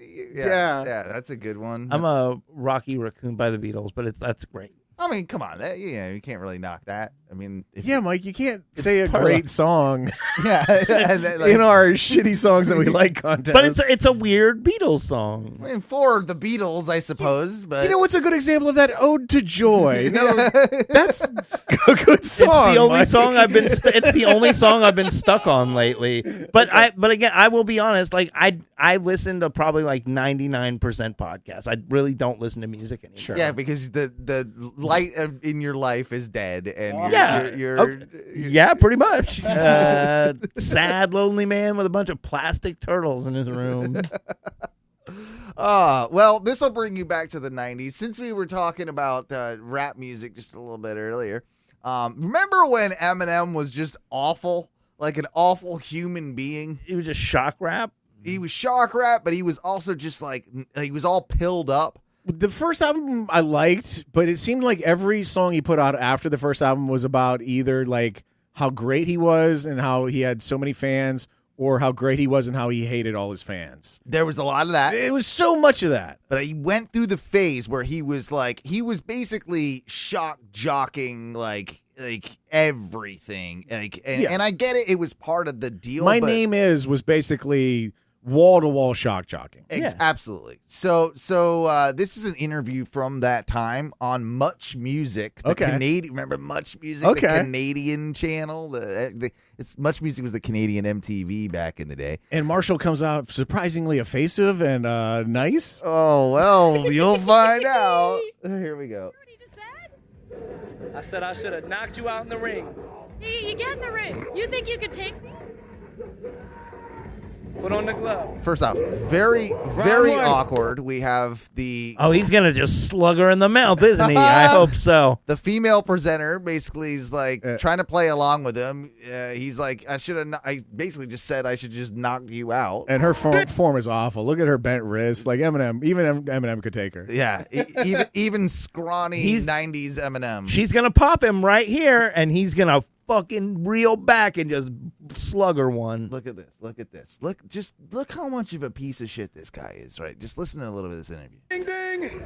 There's no gloves. I don't want to hurt you. Oh, he doesn't like you could hurt me. Whatever, Eminem. Yeah. You go. Domestic violence. Domestic violence. Domestic Well, you're all for violence. domestic Shout violence? out. Come on. Shout out. I didn't say I was all for domestic violence. Maybe just with you. What's that? I said maybe just with you. See, that's not right. It's not. But neither are you. What? But you don't even know me, and already you want to get all domestically violent with me? We do know you. We know you. I love how the cameraman breaks away to catch a skateboard train. Hey, I know we're Eminem's getting threatening to strike a lady, but that dude's grinding right now. the argument's getting heated, but watch it. Oh, there it is. Yep. He's also probably just doing what we're all doing. Like, man, this is so cringe. Let me just get something like else. By the look on his face, I think this is him flirting, honestly. I think like him saying, yeah, girl, I will be domestically violent with you is like him flirting, which is I'd beat perhaps it up. even the grossest thing ever. Yeah. All right. Do you want to see him? Yeah. No, I'm saying that's what he's saying. He's like, I'm gonna beat it up. Susie, yeah, that's me. So did you go and get all these tattoos with all the guys on the punk tour here? Huh? Is it like, are all these tattoos, are you going to go get more tattooed with all the people on the punk tour here? I think I'm almost done with tattoos. Maybe like one or two more. But have you seen some of the tattoos that are going on around here? Huh? Yeah. Walking tattoos. Yeah. But are you, does Is it that inspire Shaq? you? Are there Is Shaq addictive? walking by? It looks like him, right? Not really. I like them, but they're not addictive to me. Drugs are addictive. Okay. See, Don't do drugs. And he See, gives how the can same. you say that? Aren't you He being a gives bit of the a same hypocrite? horn sign he gave for domestic Are you being a violence. bit of a hypocrite by saying that? No, I'm saying I can do drugs, but you can't. Why are you telling me what I can and can't do? See that little Because I smile? own you. He's flirting. Yeah, You're right. I He's never. just I an didn't really awful pick up on it. person, and he's flirting with you this got that chick. label going, but all of a sudden you want to get domestically violent with me. You own me. You're telling me what I can and can't do. Like, I mean, good on her too, though, for like she is sticking up for herself, right? To a certain extent, but then she's also like, That's just not what we do Keep here talking in to me, Canada. Eminem. yeah. Yeah. Oh, it's just. You can see the Xanax in him too.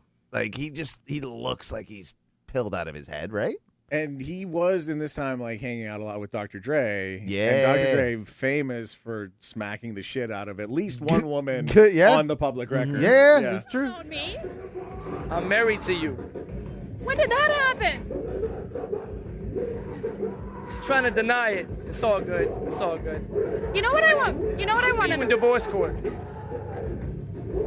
He thinks he's funny. He does. He thinks Yes. he's really funny. Yes. I'm laying it on. This is smooth to him, though. Yeah. He is like, I am fucking butter, dude. Yeah. Yeah. Absolutely. Yeah, but we didn't sign a prenuptial, so I get half, right? You can take half. Take half of me right now.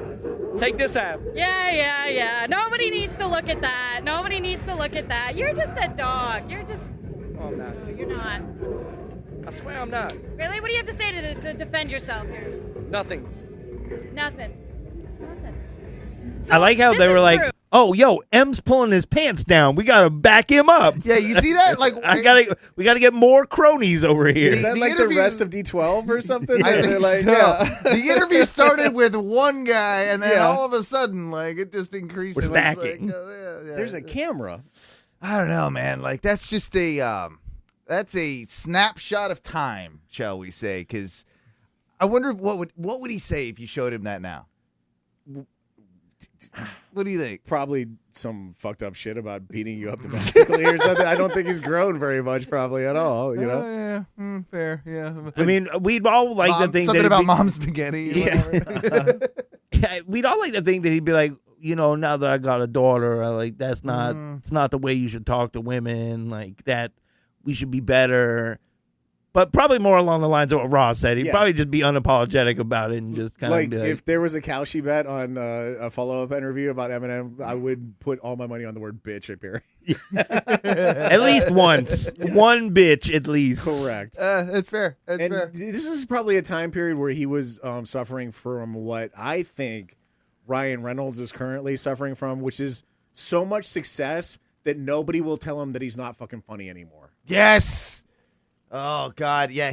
Ryan Reynolds has suffered that hard. And he puts out like 100 commercials a day. Yep. And they're all based around a terrible joke that he thought was hilarious. That and he probably wrote he himself. pitched to some fucking lackey, and they're like, "Good one, boss. Go with it." And then it gets on the air, and it's like, Ryan Reynolds, you're Hey. not fucking funny. We were gonna print out money and give them That to all one. our customers, That one. but then we thought that might be illegal or like Every what? time he's on the radio for a commercial, it's just more and more. He thought this was a funny idea. He Yeah. pitched it to some lackey. They told him it was a fucking 10 out of 10, and he went with it, and it's fucking terrible. Yeah. I mean, he's been Ryan Reynolds.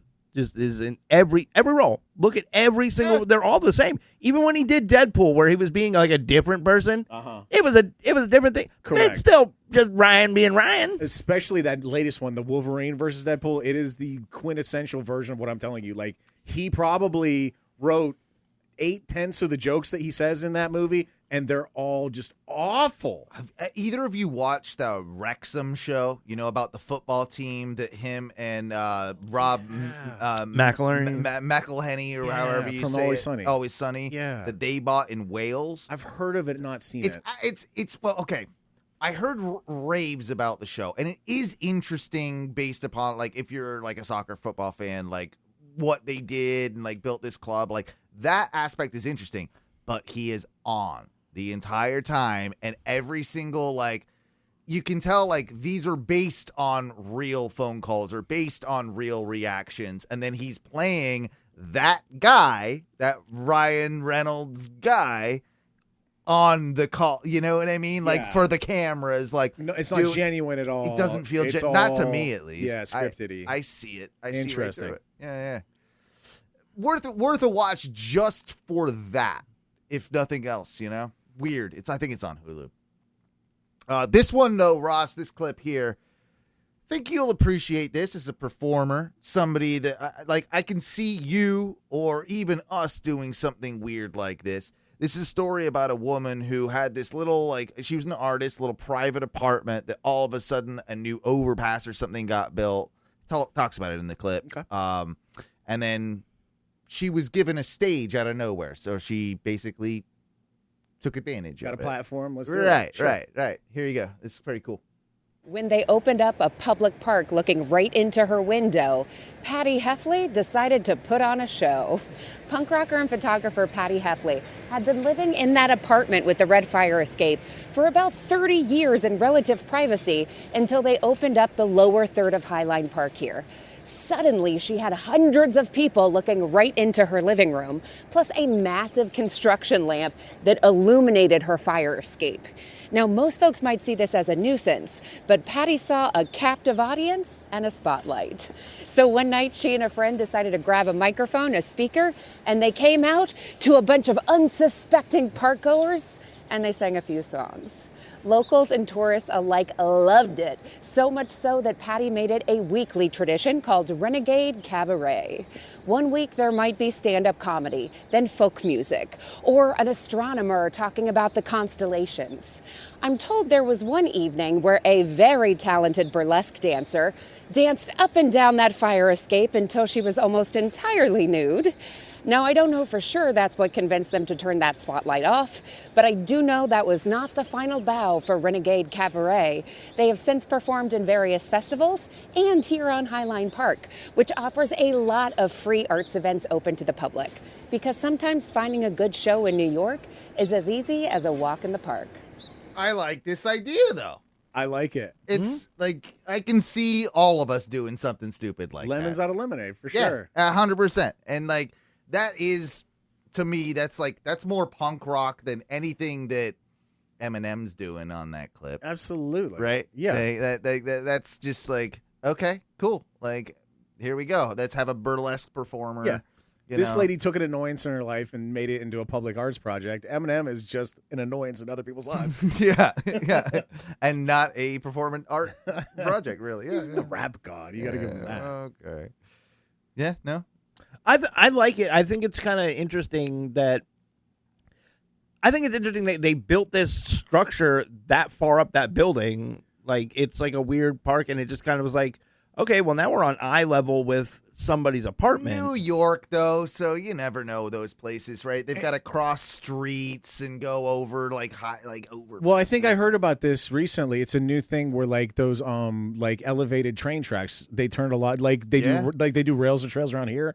You know, they'll take like train tracks that are unused and turn them into like a public right-of-way rail. I think that's what happened here. Like they had a disused elevated train, and so they turned that area that it used into like a public park. Like you see people jogging by her. Path. Which, by the way, is the one part of this I have a problem with. Is like, okay, you had an unobstructed window view of a train for 30 years, and now it's a public park. Yeah, you're in New York fucking city. People are going to look in your window. That's comes with the territory. Just get over it. Honestly, yeah, if you really look at it, it's really not that. You're looking at 85 other windows as well. Like, you really got to be putting on a cabaret or show or something to stand out. But I take umbrage with that as well. It's like, I don't necessarily think that she was inconvenienced by this at all. It's just basic New York City living. She took advantage of it. Absolutely. You know, and that part I do. It was lemons to her, and now she's making lemonade. That's great. Sure.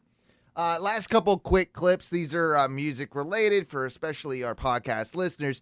we all know that the World Cup is coming up here soon. It's based in North America this year, right? We've got Mexico, Canada, and the United States all is one kind of country host, continent, I would say. Is that right? Right? Yeah. We got like an after World Cup. That's pretty cool. Yeah, it's weird. And I don't think, certain people are super stoked about that, but whatever. It's kind of a first. There's no loudmouth xenophobes in this country, are there? That's It's the weird. Canadians that have a problem. Yeah, I see. well, those I Canadians, see. those Mexicans they're so too. pesky. Like, there's Yeah. they're Yeah. always just like, fuck Israel and all that, Anyway, so there's this is pointed to my attention by the internet that there are a couple, like almost every nation has their own World Cup song, but there's always an official World Cup song, and some of them like every 4 years. It's 4 year periods, right? So they come up with a new one every 4 years. Or is it the same one? No. Like some of them, they like England will have like a new World Cup song, and it's every tied 4 to the years. host country. Like, yes. Okay. But then there's one that like FIFA is like gets the big money. And they promote as the big, like, one that'll be on all the broadcasts. And because it's America, right? Like, this year, guess who's on the song? Don't say Kid Rock. Bad Bunny. Lee Greenwood. Taylor Swift. You guys are so close to, like, one of the biggest booger-eating superstars in the scene today. What's his name? Jelly Roll? Cat Scratch Fever? Jelly Roll, indeed. Okay. So, obviously... Booger eating, I should have known. Yeah. So, obviously, like, America is kind of like, the world over, a laughing stock, for some reasons, but also for soccer. And let's be real, like, the rest of the world, it's like, hey, you're late to the game, like, fuck off, right? So, like, this is just kind of like, and we're like, we'll buy all your best we'll players. buy all your best players. We'll put Jelly Roll as the and song. We'll make them play on sub-bar teams. So like the world is just kind of like, fuck you to this. Yeah. This is the Jelly Roll. They hate us because they ain't us. Yeah. Never felt this free before. I'm high and I'm getting This is high. your Jelly Roll. Chains don't rattle no more. Good Lord, I'm feeling lighter. Can he talk about football, please? I mean, this really feels like a soccer anthem, does it not? I mean, he's this getting is high, like- no chains. When I think of World Cup soccer, this is it. This gets me hyped. Wear me down like a broke down Chevy till my soul was good and ready to Way to go, America. Chevy gets a shout out, but they're broke down. Well, what does your broke down Chevy have to do with football? You can't take it to a game. You can't use it in the game. Is this real Jelly Roll or is this AI Jelly Roll? 'Cause, like, I believe this is real Jelly Roll. kind of sounds like he just put a bunch of American catchwords into a drum and. Isn't that just Jelly Roll? Yeah, okay. That's all of pop country, brother. Yeah, okay. Never felt this free before. I'm high and I'm getting higher. Chains don't rattle no more. Good Lord, I'm feeling So now you gotta, Boy, I hate to say it, but they should have got Kid Rock for this one. Like, he would have done a better job. Kicking the ball back and down. Bro, Jelly Roll has never kicked a soccer ball. No. Never ever. No. Never once. He may have eaten a booger as big as a soccer ball once or twice. Yeah.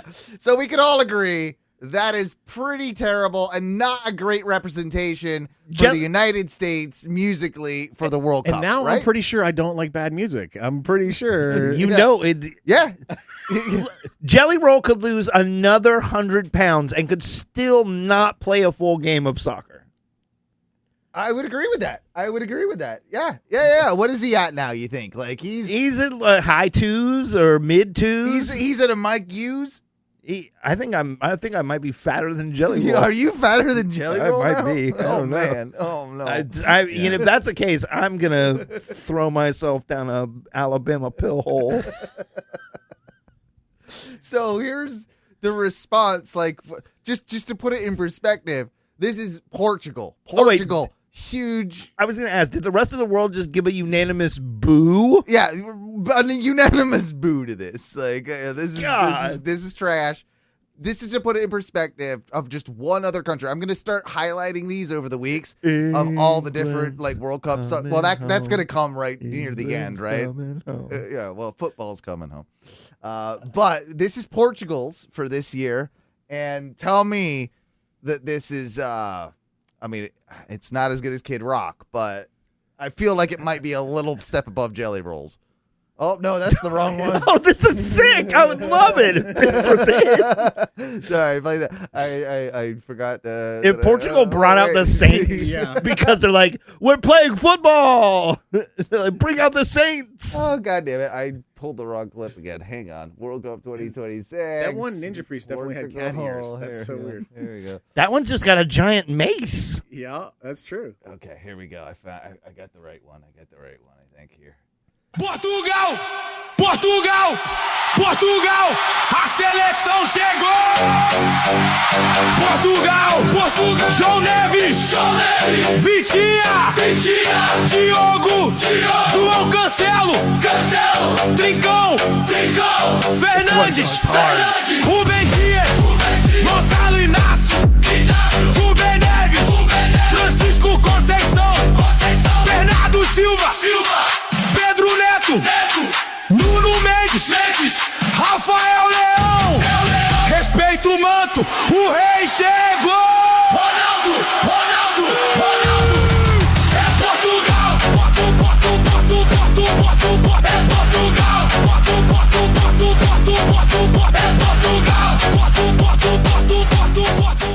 There you go. That's it. That definitely is a change of pace. I like that. Didn't mention broke down Chevys at all.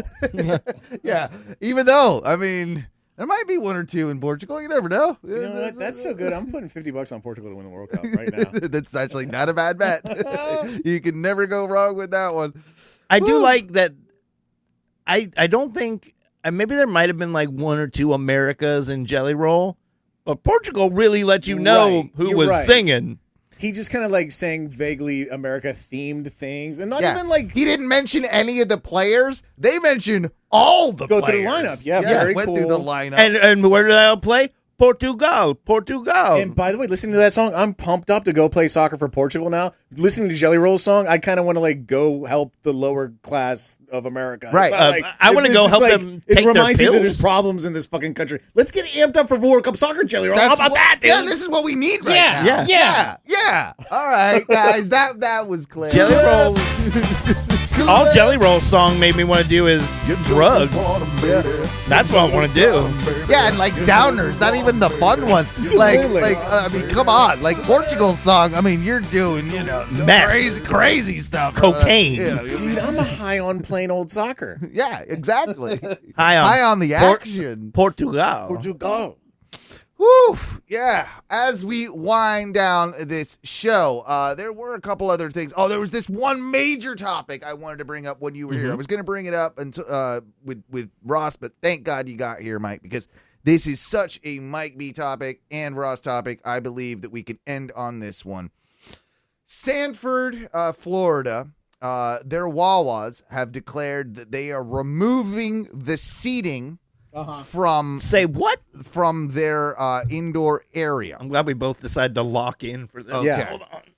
Now, this is a tough one because I think we all have probably opinions. Now, if you don't have Wawas in your town, Wawa is you live in a poor place. Wawa's a weird one because it's a gas station convenience store, but it's also like a mini little restaurant in there. It's more of a restaurant than a gas station, to be honest with you. If you go to like a 7-Eleven, they got like little wrenches and fuses and stuff. Wawa's all food inside. It really is. Yeah. There's no gas station stuff. Barely medicine. They don't have like Fix-A-Flat. Yeah, they got maybe 1 pack of aspirin, but mostly it's fucking food. Food, you got your drink, booze, like beer cooler. Half of it's the kitchen where they make sandwiches and shit. Yeah, and it's a big building. But outside of it, they usually have at least 2 to 3 tables that are outside that are round tables that with are benches. round the clock manned by the homeless. And Sanford, because of that reason, has decided to remove said tables. Well, you want them just freestanding? That's what you're going to get. So the question is... You can stack more homeless if those tables aren't there. They can congregate closer. Well, I think I know how you stand by the way that you're talking. Keep the table. But are we pro table? Are we anti table at the Wawa? And I have mixed opinions. I can go pro and con with this one, but I'd like to hear your thoughts. Dude, the problem is not the tables. The problem is 100% the homeless people that inhabit Sanford. Okay. See, but the tables give them a place to put all their shit, and thus they hang out longer. And that's why what I'm going to call our Wawa, because we're basically neighbors, Owen. Sure. The Wawa we have in common over there, like a little closer to me than you, but like our Wawa, they took out the tables like 2 years ago. Oh, no, they're there. Are you kidding me? The tables are gone. They've been gone for a long time. I went in there last week, dude. There are tables outside our Wawa. The one on Curry Ford. The one right down the road? Tables. Okay, I'm talking about the one on Orange Ave. The one, Yes. I guess, you know what? We have different Wawas. We have different Wawas. My Wawa, the one on Orange Ave, they took the tables away like 2 fucking years ago. Okay. Because people lived on them. Yes. There were people straight up just living on them. Right. And they went away. And it's funny you brought this up. Can I read you this post from Reddit from 2 days ago? Sure. And it's about what I'm going to call now my Wawa, the one over on Orange Ave, right? Are you in the Wawa subgroup here? No, it's in r/Orlando. Okay, gotcha. And this guy took a beautiful picture of the Wawa. I'll give him that much credit. He took a beautiful picture of a Wawa at night, and he wrote this post. Have you ever spent time at one of Orlando's many Wawas at 2 a.m.? I have, and it's a whole vibe. Bunch of late night workers just getting off work and people getting ready to go to early shifts, chilling on the patio, music playing, laughter, a game of dominoes, amateur sociologists audibly commenting to their table mates while a grim human carnival comes and goes from the store, leaving bags full of whatever people need after midnight but before dawn. Old, young, black, white, brown, and every other shade in the crayon box. Guy in a wheelchair and a Vietnam veteran cap and a faded Marine tattoo up his arm. He's got one leg and a rapt audience for his war stories.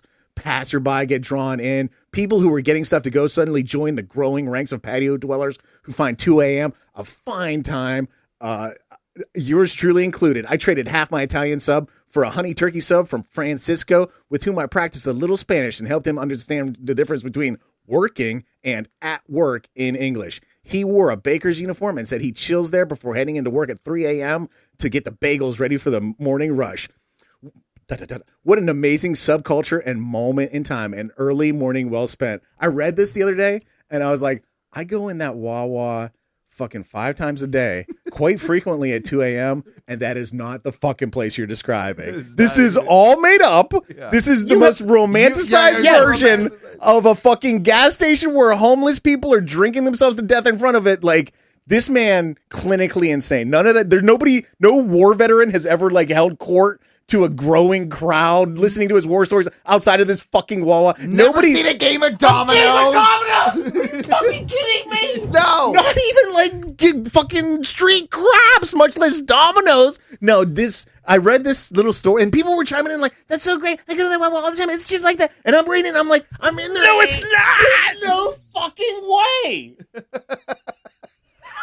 I agree with you completely, and I've been saying this about my Wawa. I want them to take my benches, because every time I go up there, I feel intimidated by a bunch of bums that are gonna ask me for money when I go in the store, and if that wasn't there, they wouldn't have a place to do it. When I go to my Sevi that's across the street, guess what? The bums have to go scatter and hide because the fucking clerk can go, hey, get the fuck out of here. You don't have a place, loitering. Table to be seen. Not a table to be seen. But when I go to the Wawa, they're sure as fuck always there. The other part that pisses me off is there's old, like, basically, I guess they're veterans. Basically, I don't know. This guy seems like he has a house. I've seen, he but he has no life. And he lives at that bench. And he sits there and he chain smokes and he drinks his coffee and he lives there at the Wawa. Probably eats every meal and he goes up to the counter. I've been stuck behind that gentleman plenty of times at the counter when I'm just trying to pop in there for a couple packs of smokes and my pack of beer. And I'm just trying to get home after a hard day's work. And you know what he does? He holds up the line because he likes to talk to everybody like it's his goddamn social hall. And he basically goes and you know what he does? He tries to give trivia questions to every customer in line. And he likes to give a trivia question to the cashier at the register. And I'm sick and fucking tired of it. And if it wasn't for those goddamn tables outside the goddamn Wawa, we wouldn't have it. Fucking stupid Kenneth out there goddamn giving you his 2 cents. So yeah, I'm all about them ripping out the goddamn things. So I also the Wawa also 2 seconds, do away with the fucking goofy music. I don't need your music outside. I got my music in my headphones. You're interfering with my life. I don't want to hear your goddamn trash while I'm going shopping. I'm going to say I also deal with this at the Wawa that I frequent because it's between me and where I live and my work. But this Wawa is especially bad because it's the Wawa on Cimarron right across the street from where you would go, where you would turn in. All you had to say was Cimarron, man. Absolutely. That's all you had to say. Yeah. We know it's bad. So the one on Cimarron, behind there's a homeless encampment out behind that Walmart that it's right next to. So there's like a straight dirt, like trash path. You can see it basically where all the homeless people walk because it's just trash, right till they get to the Walmart parking lot. Then it clears up. But if you because of the Wawa employees, by the way, that are cleaning that parking lot up. But they still have benches and tables. So unless you park on the far side and make the walk, if you want to park where it's close, you have to run the gauntlet through like 3 or 4 different homeless people. Like, any money, anything, and you'll get. They will wait for the other homeless person to finish their proposition to be like, "Oh, you said no to him." Well, I mean, can I? What about you? Yeah, bro. In front of that, it's like a Wawa and a Walgreens right next to each other. But there's you got a Wawa, a Walmart, and a Walgreens. That's all the Wa's. Yeah, that's they're the 3 all Wa's there, right there. And bro, all of them attract the worst fucking type of people. Yes, they do. And so just that syllable "wah" being called out into the air, it brings them running. Out in front, that's what they hear when they take the trash. There's a dude who has, I believe it's 3 different shopping carts. That's a good joke. Entirely full, and he's got one of these chairs that's got like a pop-up top over it. What? He's got like the bubs from The Wire set up. Yeah, he's basically there. And I swear to God, when it was cold, he would have the whole thing just like wrapped in blankets. Yeah, like chair tent. He was in, basically. And yeah, he's just sitting there on his phone. Just. Yeah. Also, by the way, can we take away homeless people with phones? I'm over that. I don't like that. They shouldn't allow me allow. It is disjointed. I don't like it. Yeah. It makes me feel weird because it's just like, I don't know. You could be doing something with your life if you have all of this available to you. Oh, and you have Wi-Fi. You have communication. You can't learn something to not be there. If you have a phone, it applies social media. And if you're homeless, what are you posting on social media? Went to the Wawa today. Well, I mean, had a good game of dominoes. I think you're probably double posting like anything you write in tiny script in your little mini notebook manifestos. Sure, yeah. You probably are just double posting that. I can see it. Yeah, I've seen those people on. Dude, in fairness, I have seen those people on social media. Now that I think about it, when I lived I lived on Alafaya, right next to the college, for when I first moved to Orlando, and I remember going into the McDonald's next to the college. When I couldn't drive, so I just rode my bike down there, and I was just like, okay, I'm gonna sit in here and eat my Big Mac and fries. Like, it'll be a good time. I can see in the corner. I don't think you would think it was gonna be a good time. Well, I just didn't want to like take it all the way back home. It would have been cold and gross. Yeah, you eat it hot. Yeah, so that's fair. So I see in the corner there is a man writing in a little notebook. One of these guys. Well, he didn't do that great on Kill Tony, but he did all right. He's got a little notebook. It could have been a medium-sized joke book, maybe. And so, but like you can kind of see, like he comes by and you can see it's the smallest, tiniest writing, and it's like all super like tight and close together. I'm like, that's crazy. That's crazy writing right there. That's the only way you can get your whole brain into a notebook that size. Yeah, it's tiny little writing. Yeah, it's so small. I'm like, that's the craziest guy here right now. Currently, I think there are like scientific studies about that, right? Like the smaller your handwriting, the more like likely you're to be like a sociopath or something. Like I think I did read one of those. And the last thing we'll end on is: are we talking less than we used to? A BBC study has basically concluded that we are talking less because we have our phones. No shit, BBC. No shit. Like, but we're typing more. I want to tell the BBC to shut up. Are we communicating? Like, I guess that's really the question, right? Are we communicating less? I don't know. I feel like because you can argue that we're communicating more, but not necessarily. I would. Maybe we're not verbalizing because like phone calls are kind of dead. Like it's very rare you do phone calls like with people, right? You text, but you have those. We all have those like lengthy like. Text message threads that never end and like chiming in on comment threads on somebody's fucking picture of a Wawa or wait, whatever. Yeah. This bullshit right here. Did they interview any Latin women that I've worked with? Because those motherfuckers show up to the job on a phone call and spend 8 hours on a phone call. Oh, I've got an employee like that we had to tell. Like, it's not appropriate to just like have someone in your one earbud like all day that you're talking to, because when you're when we respond and then you respond and you don't hear us, but we think you responded, that's like, Dude, I don't want to say anything because he's like my best employee, but my best employee literally comes in, and if we're not like actively talking to each other, he'll get on a fucking phone call with somebody. Like, do they FaceTime? Do they just he's just in the one ear, in his right? earpiece, and is it like purposeful or it's just like, hey? I don't know. It's all in Spanish. Oh, I see. I don't know enough. I sometimes as a joke I do look at him and go, "See," and he goes.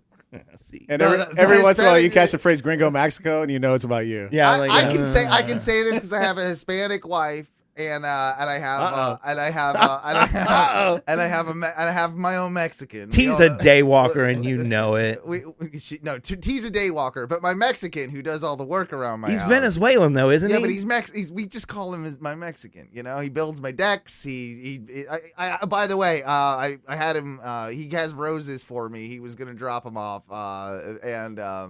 you don't deserve this guy. He installed a lock on the door the other day just because. Yeah, I remember that. A new lock. Oh, a new one. Like on the front door. Like I got a new touchpad. I bought one and I was like, I can't. I don't feel like doing it. And I have a handyman friend that's my Mexican. And he is always just on the phone with some, like, it's a thing. I think it's part of the culture. Huh. My wife's dad does it all the time too, where it's just like randomly you'll be like hanging out, like you'll be like out to dinner with like my wife and him, and it's socially acceptable just to be like, hey, what's up? And like you're having your own thing, and I think it's like. Well, it's weird because I just hate talking on the phone. So for me, I'm already like, same. How the fuck are you having an 8-hour conversation with anybody? And if I'm making a phone call, it's to an end. It's like I'm calling to say, hey, Owen, what time do I need to be at your house tonight? 100%. Okay, goodbye. Yeah. Yeah. I'm making a phone call with a purpose. You make a plan.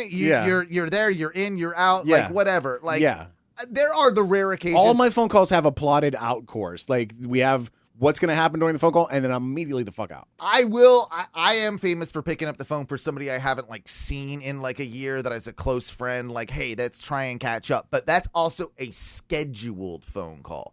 We can't make it in person to hang out. So we're just going to like shoot the shit for an hour about like whatever, our lives and like, What about this one? Because my wife is work from home, and so I overhear a lot of her phone calls.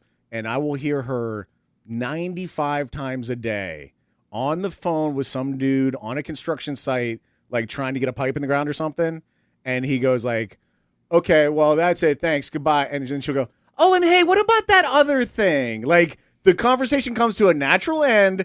Everybody agrees. And you think of one more thing to keep the conversation going. Yeah. 100 times a day. Yeah. And I'm like sitting there. I'm like, honey, he wanted to, first of all, I might be guilty. I something. might be guilty of that. Okay. So I might be the one that's like, don't prolong phone calls unnecessarily. You're dude. right. You're Yeah. right. You're right. No, it's well, and We've had like I think 3 phone call conversations in our life. I think. So. Yeah. Well, and I'll be very honest with you, Owen. Sometimes I'm like, golly, like I need to get off the phone. Like now we have passed like what we needed to talk about, and now we're just like talking. I had to sit my wife down and be like, honey, you know how when a guy goes, well, okay, they want to be off the phone. That's the end of the phone conversation. Can you just hang up at that point, and everybody will be so much happier. Yeah, you're right. You're right. And like I said, there are definitely times, and it especially happens like in the field that I work in, where it got to be a problem because my boss had to stop me because people would call and go to make a complaint and we go, oh, what's wrong with it? All right, cool. Well, I took care of the cost. I'll make you another one if you want to come down and come get it. I wasn't giving people any chance to like get out that. They want to vent. And I would just go, yeah, it's no big deal. We took away the charge. They're like, well, I'm like, do you want another one? I got that for you too. Come on down. You're trying to problem solve, and they just want to like vent. Yeah. I'm like, I just don't want to be on this phone call with you. So bad. I will give you a free pizza. So bad. I don't care what it is. Listen, my bonus is dependent on every single one of these numbers, and I don't give a shit. Get off the phone. I solved every problem. He's like, Mike, sometimes it save you money, and you just got to listen to him. I'm like, I don't want to do that. He's like, well, for the business sake, you kind of need to listen to him sometimes. I'm like, nah, man, I'm going to resolve these things the moment they call. And it's just like, because you can do it in person. Oh, dude, if it was in person, it was worse because those people have to some of those people have to build themselves up to come even tell me that something was wrong. And I go, oh, well, cool. Like, listen, I already got to make another one for you. It's no charge. I'm getting. And they feel like you're brushing them off. Yeah. He's like, you got to listen to him. I'm like, why though? I fixed every problem. He's like, sometimes the problem is just that they need someone to kind of like get their things out on. I think when people are talking about you, Mike, like that's the number one complaint. That Mike B, he's all business. Oh, yeah. That's usually what they say. It's usually... The B is for business, right? Yeah. Mike Business. Guys, on that note, thank you, Ross. Why don't you go ahead and tell everybody where they can find you? Anything else you want to plug or anything you want to say to the people that do listen to this thing? Yeah, look for the Orlando Talk Show with me, Ross McCoy, wherever you get a podcast. The Orlando Talk Show. It's a good podcast. I've had some really good interviews. It's an evergreen show. You don't have to if you want to hear me interview, for example, I don't know, who's that guy? Yeah, just go pick a name that you like there, and they're all evergreen. It's a good show. Yeah, absolutely. No, Carl Hyson. That's what I was trying to think of. You want to hear me interview Carl Hyson? It's there. It's go there. Listen. Yeah.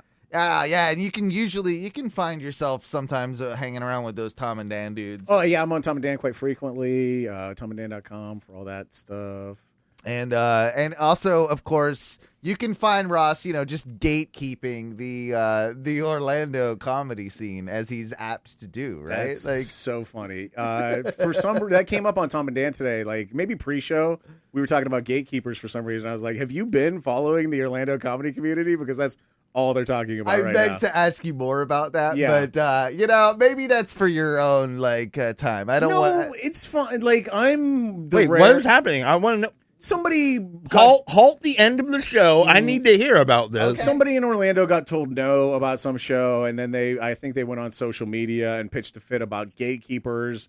And the thing about gatekeepers and comedy is that if you got told no, you're probably not good enough for that show at this point. There's a reason why we have gates, and it's to keep people out of the gated area who would ruin it.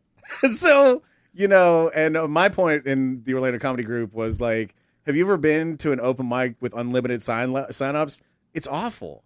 It's terrible. And a show where like that is booked and the gate is kept is so much better 100% of the time. Yeah. No, it's a very fair point, and there you go from Ross's mouth himself. Pro gatekeeper. Pro gates. I'm pro gates. I mean, I built a gate. I got a fence. I got a gate. I got Good my fences. backyard. Good fences make good neighbors, baby. Yeah, that's what I'm saying.